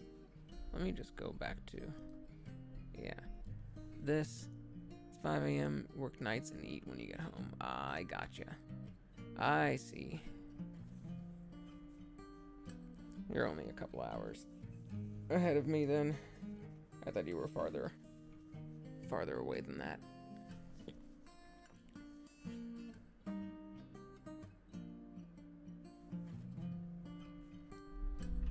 I got done with work and got a chicken sandwich when you got home. After I'm done with this, I'm probably gonna be having my normal pasta that I like to make for myself. I don't like spending time cooking. Like, cooking is one thing that I feel like I could learn to be good at. And I have a mild, like, the smallest interest in the world of learning to be good at cooking. But I hate spending time cooking, even just for myself, for anyone. I don't like the prep. I don't like the waiting. I don't like the mess. I want to eat immediately or with as short of a time as possible, and I don't want there to be a whole lot of either wait time or clean time or prep time or mess time. It is the amount of joy. Love cooking pretty lazy after work. You ever have just a day off that you're just like, I'm just gonna bake all day, I'm just gonna cook all day? Because my roommate sometimes has that, where if she doesn't have to work, then she'll just like use the kitchen for like 4 to 5 hours, just cooking up a storm. Like, the amount of joy and satisfaction that I get from eating a meal is nowhere near enough to overcome the amount of annoyance and time spent cooking. Some people, of course, enjoy actually using their hands and cooking stuff and making stuff. And then getting to eat it afterwards is like even a icing literally on the cake sometimes, of not only do I have fun making the thing, but then I get to eat it afterwards, then I get to enjoy the eating. That's just cherry on top. They would do it even if they didn't get to eat it because they enjoy the process, but like, I don't really enjoy the process, and the amount of enjoyment I get from the food itself is not enough to make it worth it for me. And also, I think generally, and I don't know if this is something, I don't know if this actually says anything about me or about other people. I have a feeling, just because of how other people treat food or react to food, I have a feeling that I don't get the same level of enjoyment from food as other people do. That, like, most people, when they have just really, really good food, that it is like a mind-blowing experience, that it is like the biggest part of their day, and like just pure ecstasy and joy and bliss if they just have something that's just really, really fucking good. And I feel like the level of, like, the maximum amount of enjoyment I can get from food is much lower than a lot of people's. I've never eaten something that has, like, blown my mind. I've never eaten something that has, like changed my life. Never eaten something that has just made me go like, oh my fucking god. But, like, other people, like, often do. They're just like, oh, this is so fucking good. I'm just like, okay, good, yeah, it's good. Calm down. And I don't know if that says anything about me, or if it says anything about other people, or if it indicates anything about me or my life, but it certainly feels like that's true. And therefore, like, if I'm not getting that much enjoyment out of the food that I'm making, it's delicious, it's tasty, I love tasty food, but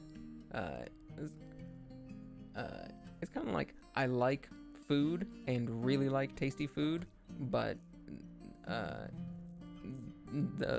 increase of that is not enough to, like, bother spending time actually cooking something. Which means I tend to go for, when I'm cooking, like, I make myself food almost every day for dinner. It's usually something fairly fast and very easy. And often something like pasta, because I can just put on the water, I can boil the pasta, I can just warm up some like sauce from a jar kind of thing, put in whatever like seasonings I want into there, and just leave it, just let it simmer for like however long it takes, for like 10-15 minutes after it boils. And that's all I really need to do. And I don't even really need to be there to watch it. Like, if I know it's not going to boil over, if I know that it's not going to burn, I can just leave it there, like, kind of simmering with the pasta boiling, go do something for 10 to 15 minutes, and then come back, pour it out, and it's ready. And it's like, you know, the pot doesn't require too much cleanup. The saucepan is the only thing that really requires cleanup, and that's minimal. And then, like, the bowl afterwards. So, like, minimal number of dishes and things. That or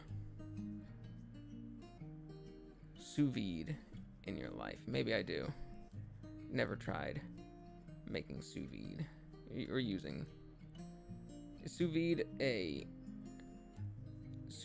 is a cooking method. Remind me what sous vide is.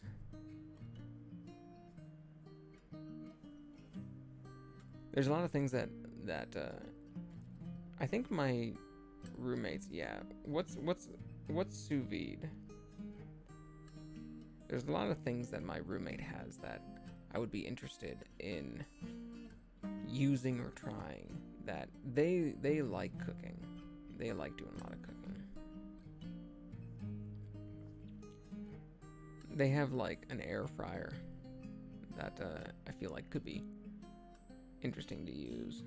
Might make some tasty stuff fairly easily. So maybe I should try some of those. The other thing that I'll often make just via like fry up some just take some like frozen chicken and veggies, put that in like a pan, in a saucepan with like some tasty sauce, use the rice cooker, make just a bowl of rice for myself. Now I got like stir-fried chicken and veggies with over some rice, and that feels simple because that's also I can just use one pan just to cook a bunch of stuff on high heat for it. And find all the tasty already prepared sauces and spices and seasonings and things.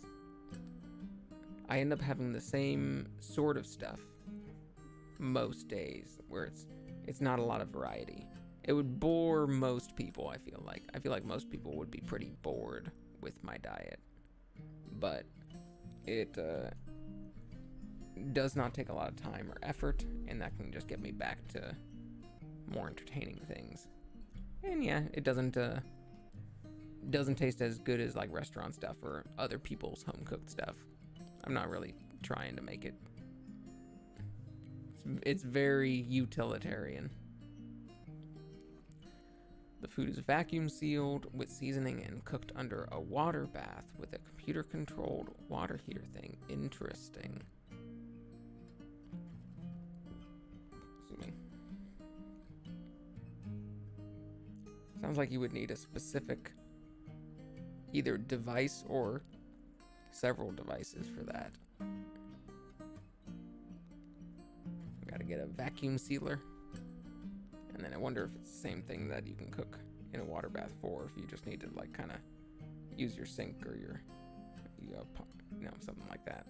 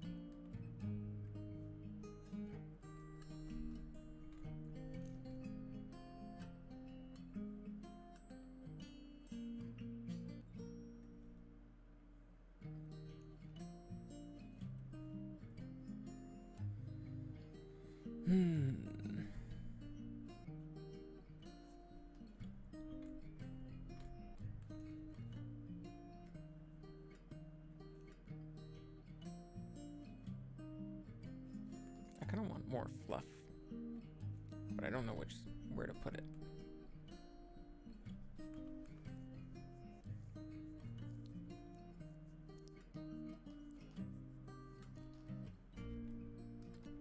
Vacuum sealers for convenience. The air can be removed from the Ziploc manually. Gotcha.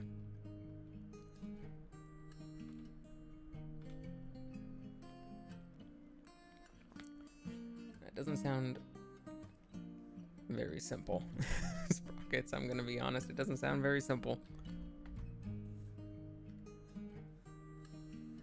I agree with that. Rice cooker and an electric kettle. Like the two things everyone needs.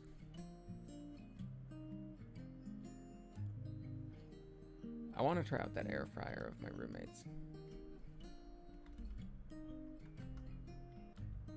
Because I've seen food, like people's pictures of foods made in air fryers, and it always looks pretty good.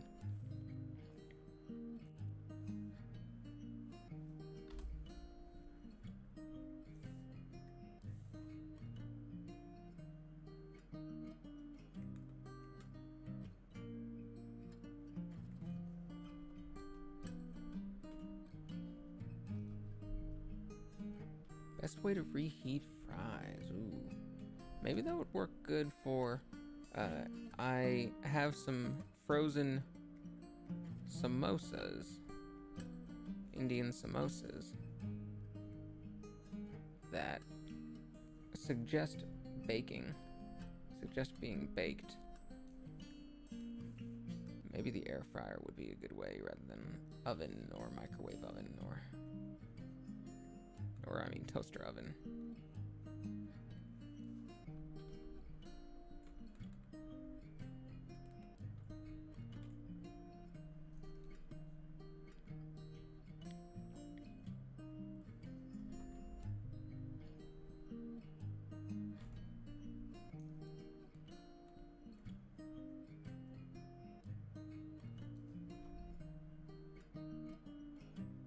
I don't know if this translates well. It needs something around the neck area, otherwise the head just looks too big and you can't tell what's really going on. But I don't know if this translates well based on this angle.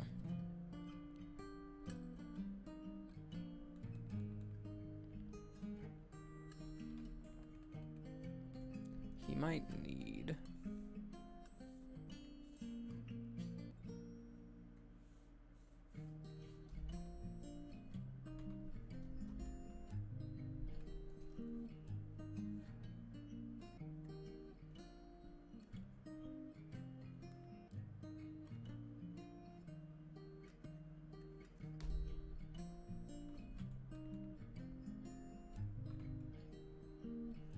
Might need to adjust head size. Your toaster also air fries. Refuse to choose bacon in the air fryer is pretty amazing. You refuse to choose bacon in the air fryer is pretty amazing.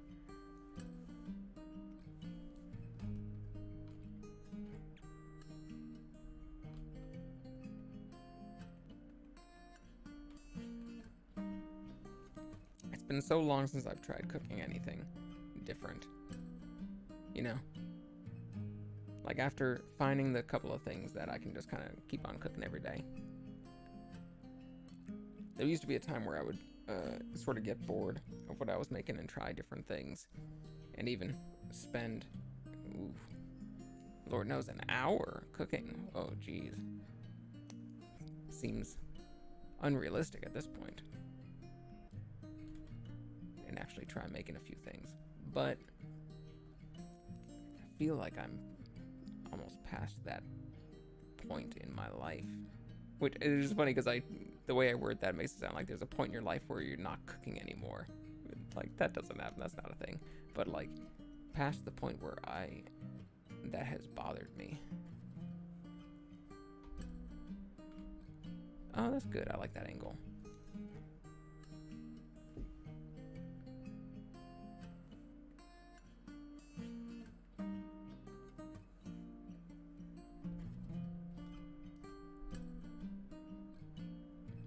I almost ruined steak for yourself by not changing my menu enough.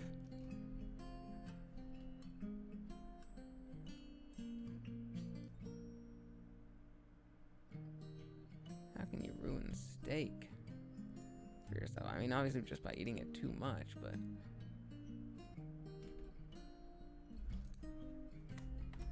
I wonder if it would ruin steak for me.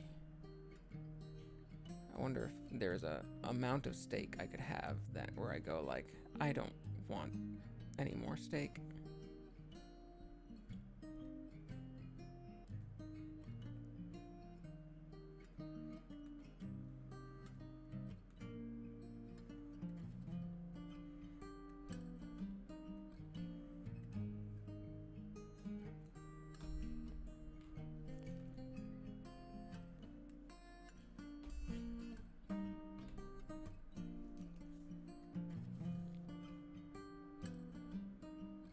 It was like celebrating too much for no reason.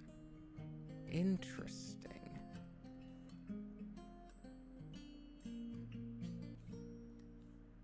I can get what you mean about steak feeling celebratory because it's often a big deal.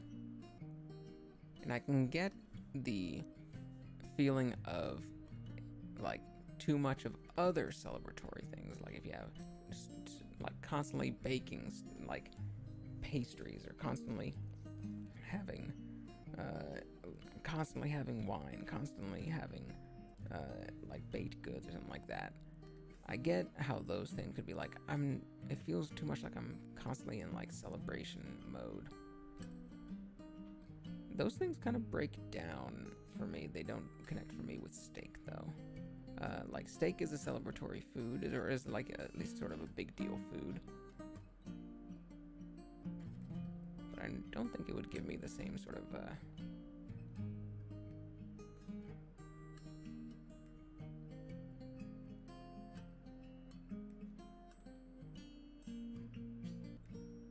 other things I would certainly not want to keep having every day.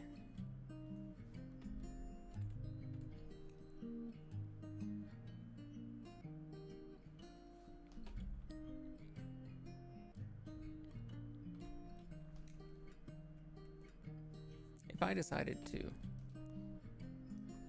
buy and make a steak every day, if I had that kind of initiative, I'd probably enjoy it every single day.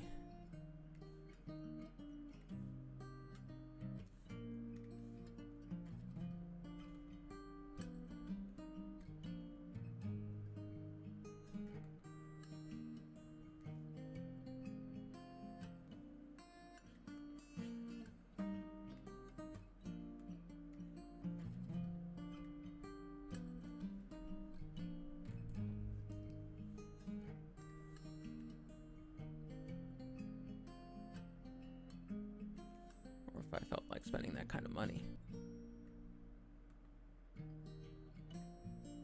That would probably stop me faster than anything else, is just steak's fucking expensive.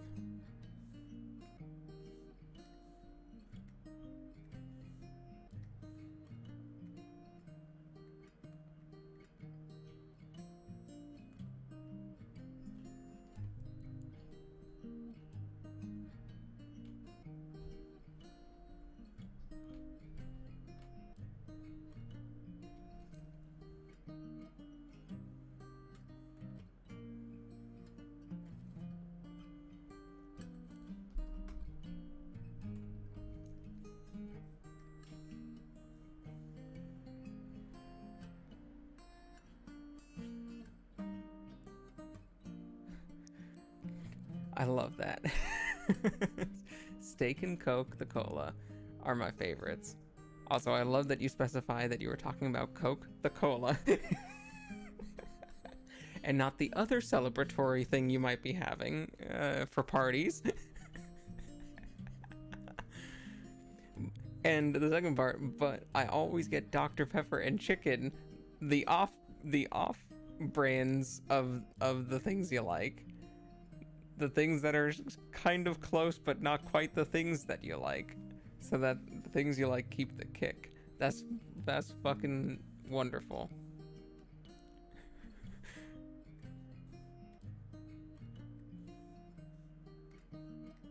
I don't want to have the things that I really like, so I gotta get the things that are kind of close to it, to where I still enjoy it, but it doesn't ruin my favorite things.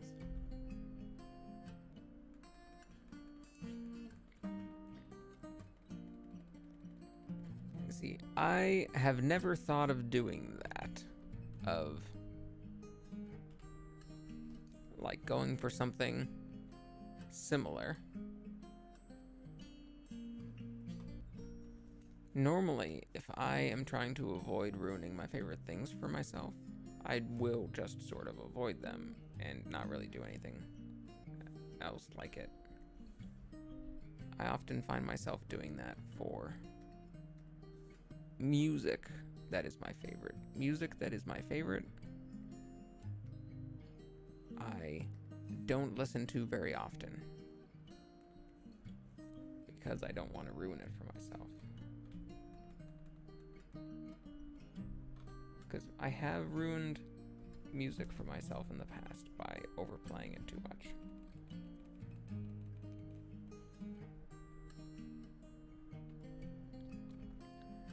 Sometimes if there's songs that really make me cry, if there's like, oh, I always cry when I'm listening to these songs, I will purposely skip them when they come on, not because I don't enjoy them, but because I don't feel like having a transcendent experience at the moment. I kind of have stuff to do at the moment and can't be crying my eyes out.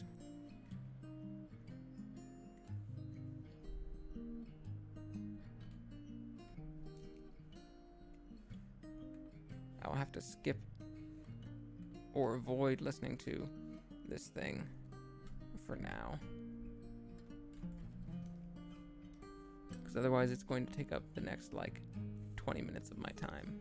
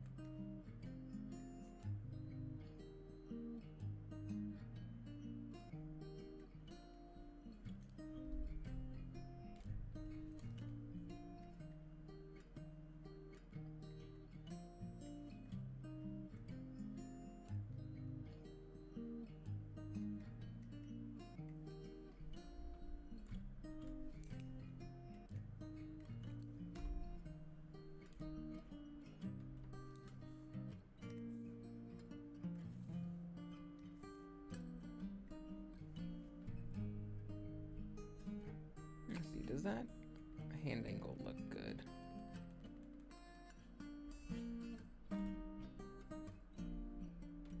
Certainly is a hand angle.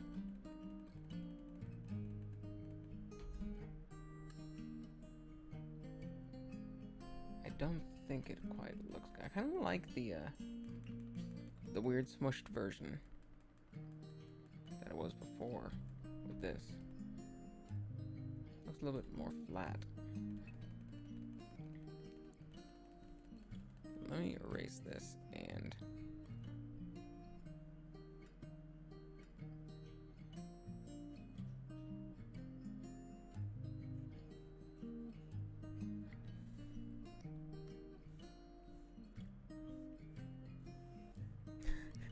after I don't get that sweet emotional release, I go have a steak and Coke. I've earned it. I've earned that steak and Coke.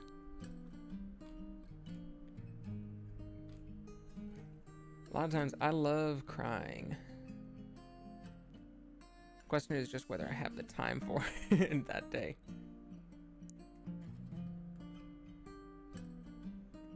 Because, like, it certainly drains me.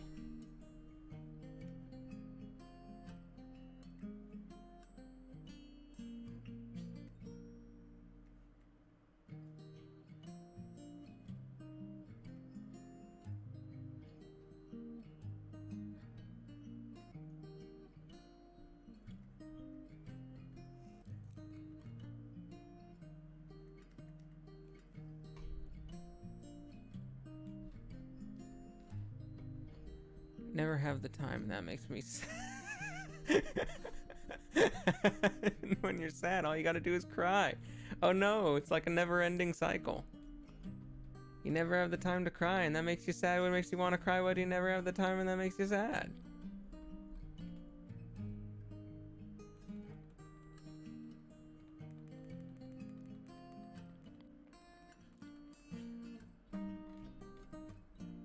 I think the thing that's going to... Is there a way to get this simplified hand shape, which doesn't really look like? And then you have an anxiety attack. Well, that's a good, you know, substitute. We're talking about, you know, you can't get the thing you want to do, so you have to go for the slightly off thing to make sure that it still feels good. So, like, well, sorry, I can't afford a cry session right now. But I have an anxiety attack instead. That's the we don't have Coke, we have Pepsi version of emotional trauma. We don't have emotional catharsis, but we have anxiety. Oh, thank you.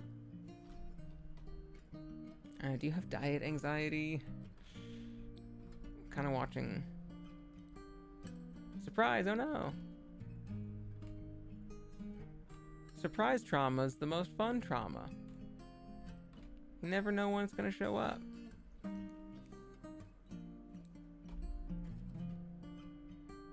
I kind of like this hand.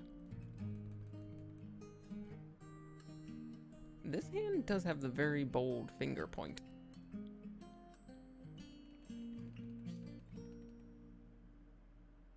This hand I feel like is a little bit more natural. So I'm gonna go with that.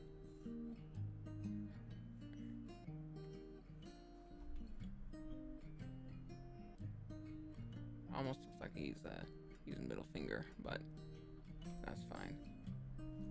Let's go in there.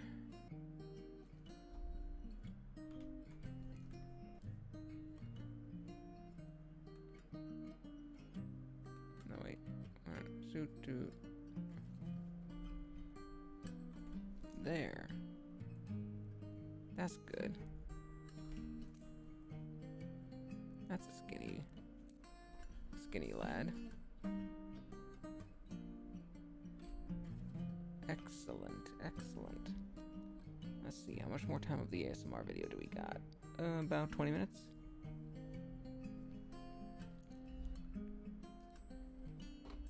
Mix in some constant existential dread and you have defined a generation. I don't want to define them that way. Constant existential dread. Anxiety when all you really want is a good cry session.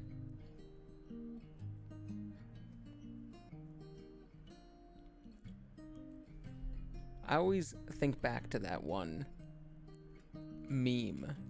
What is it, like a, which one was it? Was like I think it was like a drill tweet or something. I was just like, we have invented humans. You fucked up a perfectly good monkey is what you did. Look at it. It's got anxiety. I always think about that. It makes me laugh when I'm thinking about it.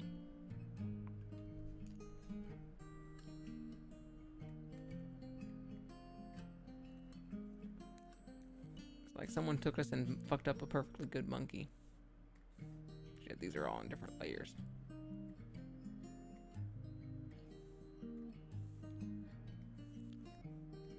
Isn't it fun? Drill tweets somehow evergreen. Also, the milkshake duck tweet, always evergreen. Also, that 150-cent tweet about him jacking off, evergreen.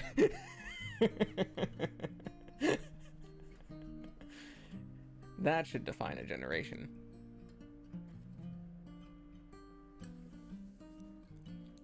I guess we'll start drawing the table.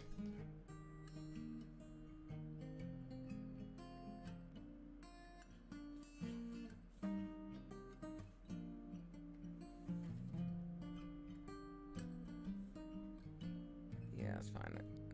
And I can draw the stuff underneath it on the same layer.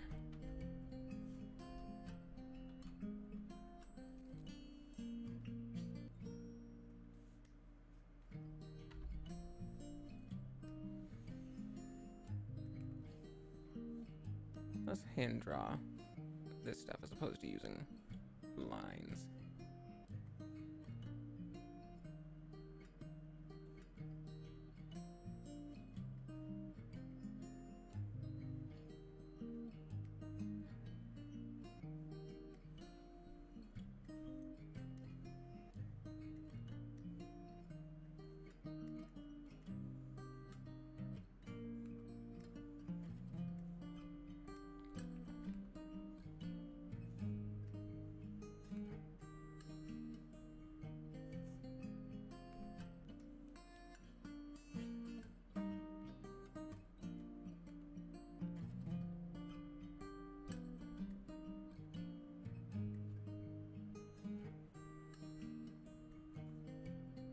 Would be in here. This one might need a line though, unless I'm able to really nicely straight like that. Oh look, I did it. It's not even. It should be a little bit more even.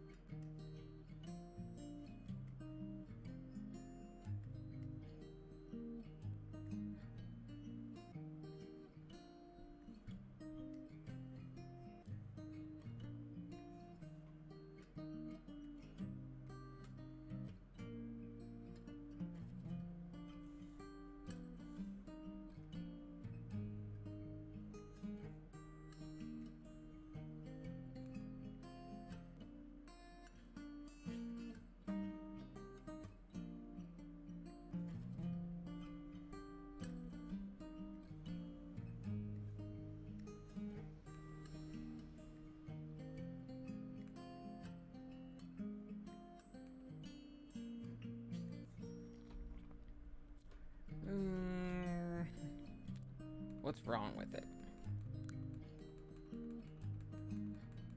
It's too big.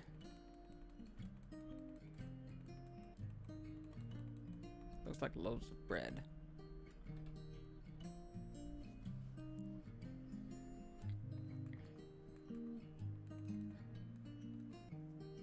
The pages wouldn't be risen in the middle.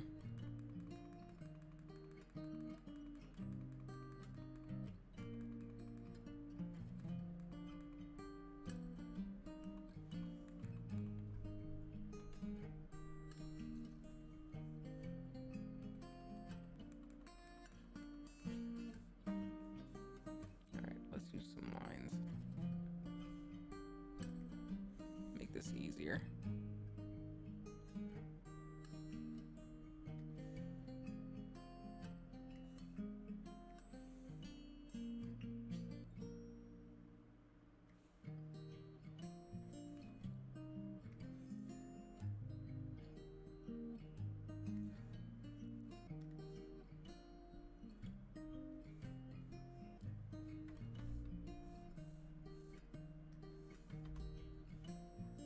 And then it would be here, like that.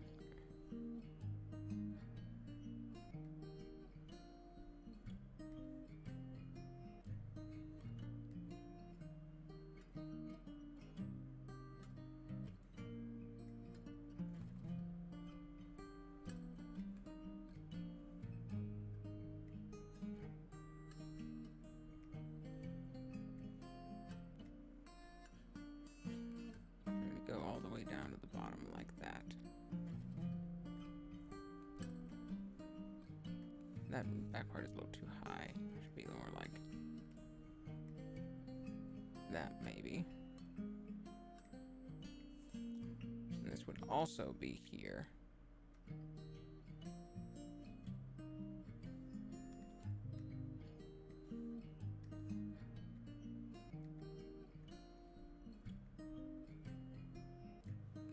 But it would, let's extend it past.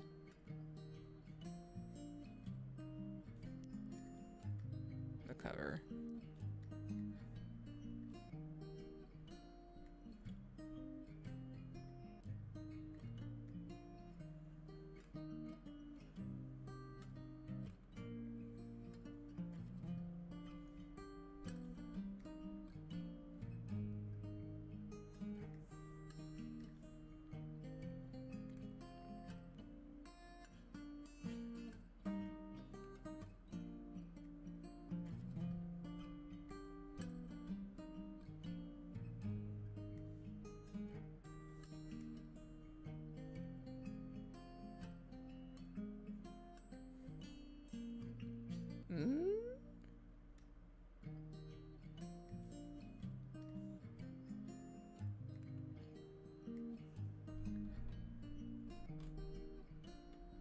still a little too something.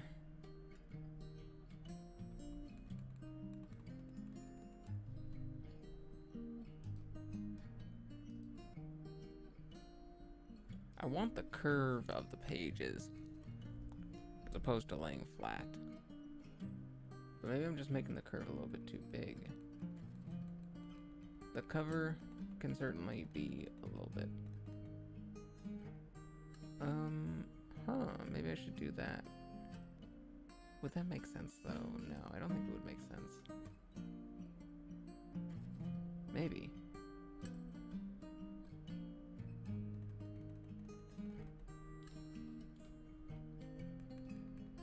Let's try it. That feels way too complicated for me to be trying though. Just not worth it. Not because it's incredibly hard, but just not worth it.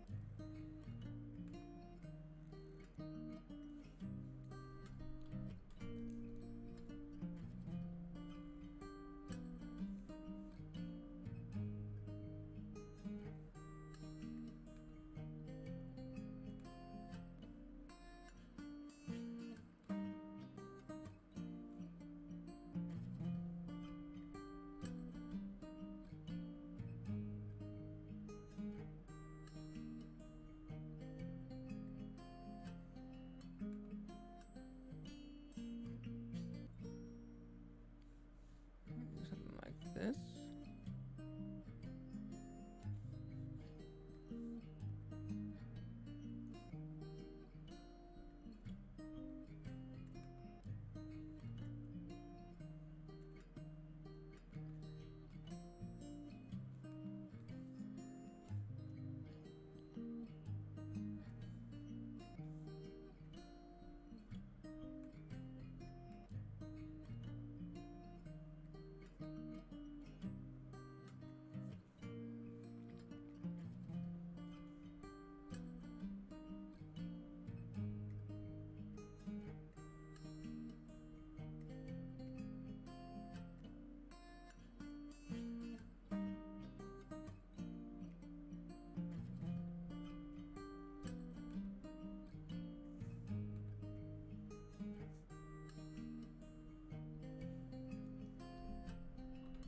That does look a bit better. I didn't do it at the right angle, but it does look a bit better with that little bottom curve as well.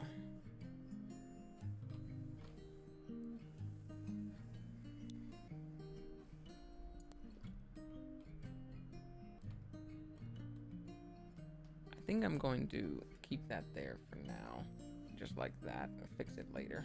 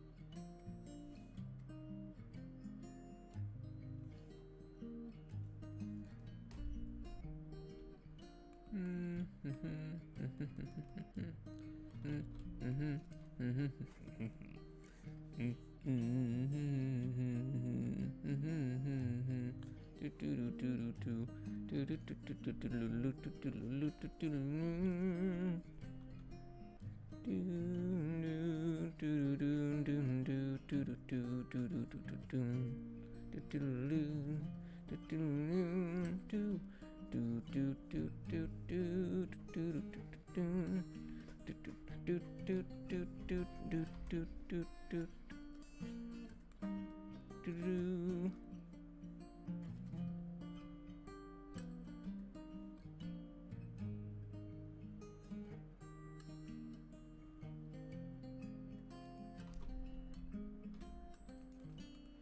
Instead, let's go it upwards slightly.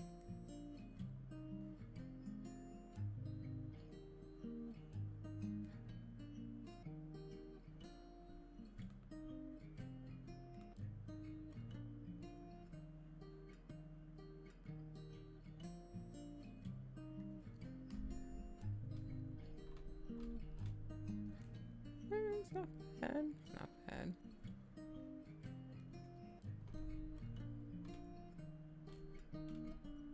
It's something. I didn't really need to do that, but let's see without as well. I'm gonna do a few of these tabletop things, and then I'm gonna call it a night.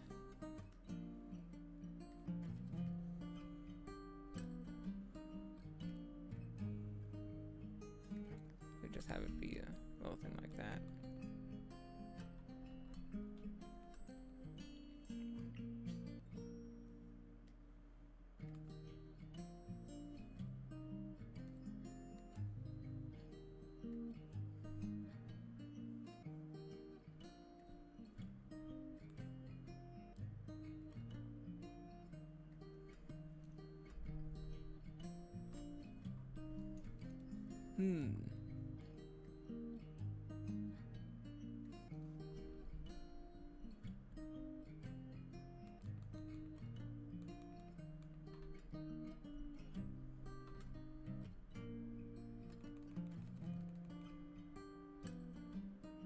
Yeah, I kind of like this version, sort of crumpled version. I'll keep that for now.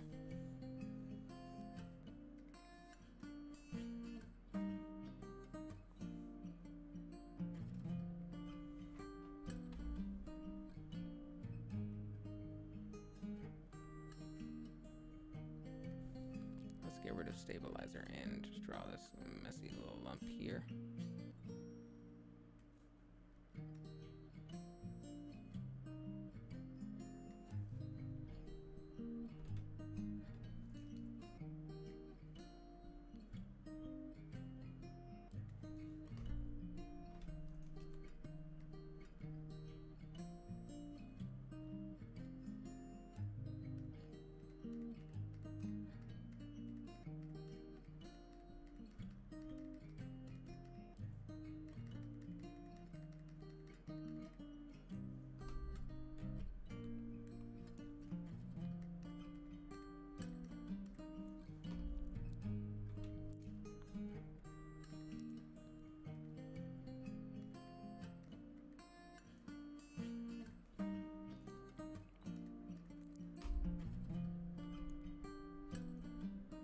Okay, I think that is where I will stop for the night.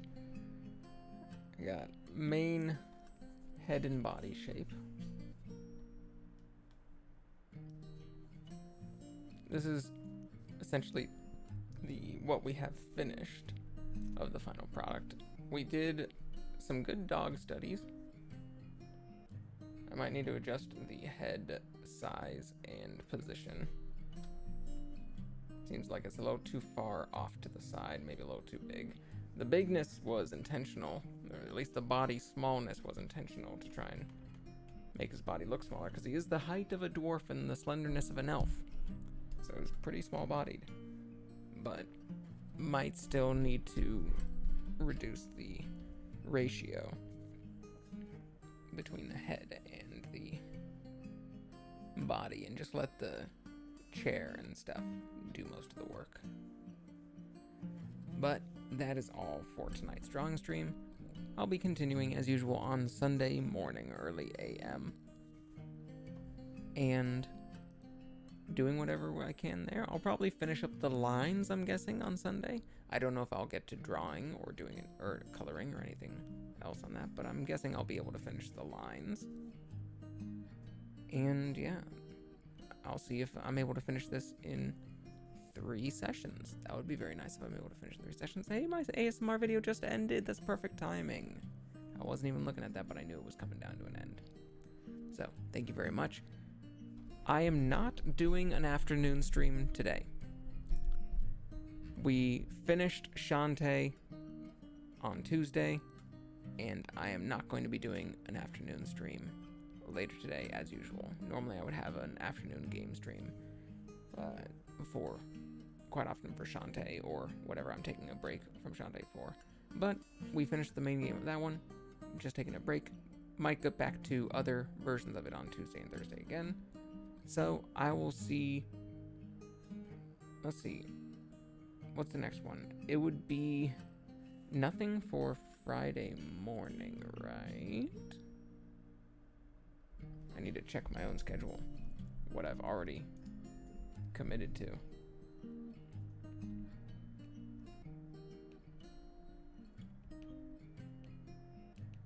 Schedule for this week. It looks like Friday AM, so the same time tomorrow, I'm doing my Pokemon stream then. I'm doing my second Pokemon Green stream of the week in, 24 hours from now, or like 22 hours from now. And then I'm doing a Dicey Dungeons, won a bunch of the bonus episodes. We finished the main game last week, which was super fun. And now we're doing some of the bonus episodes. The Halloween episode and the reunion episode. We'll do 1 or 2 of those each. And so, I'll see everyone again on Friday. And then Saturday's off as well. Have a good night. Goodbye. Enjoy whatever food you will be eating tonight. I will gain slight enjoyment, less than a normal person, from what I will be having.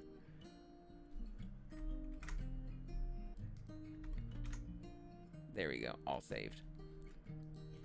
See you later.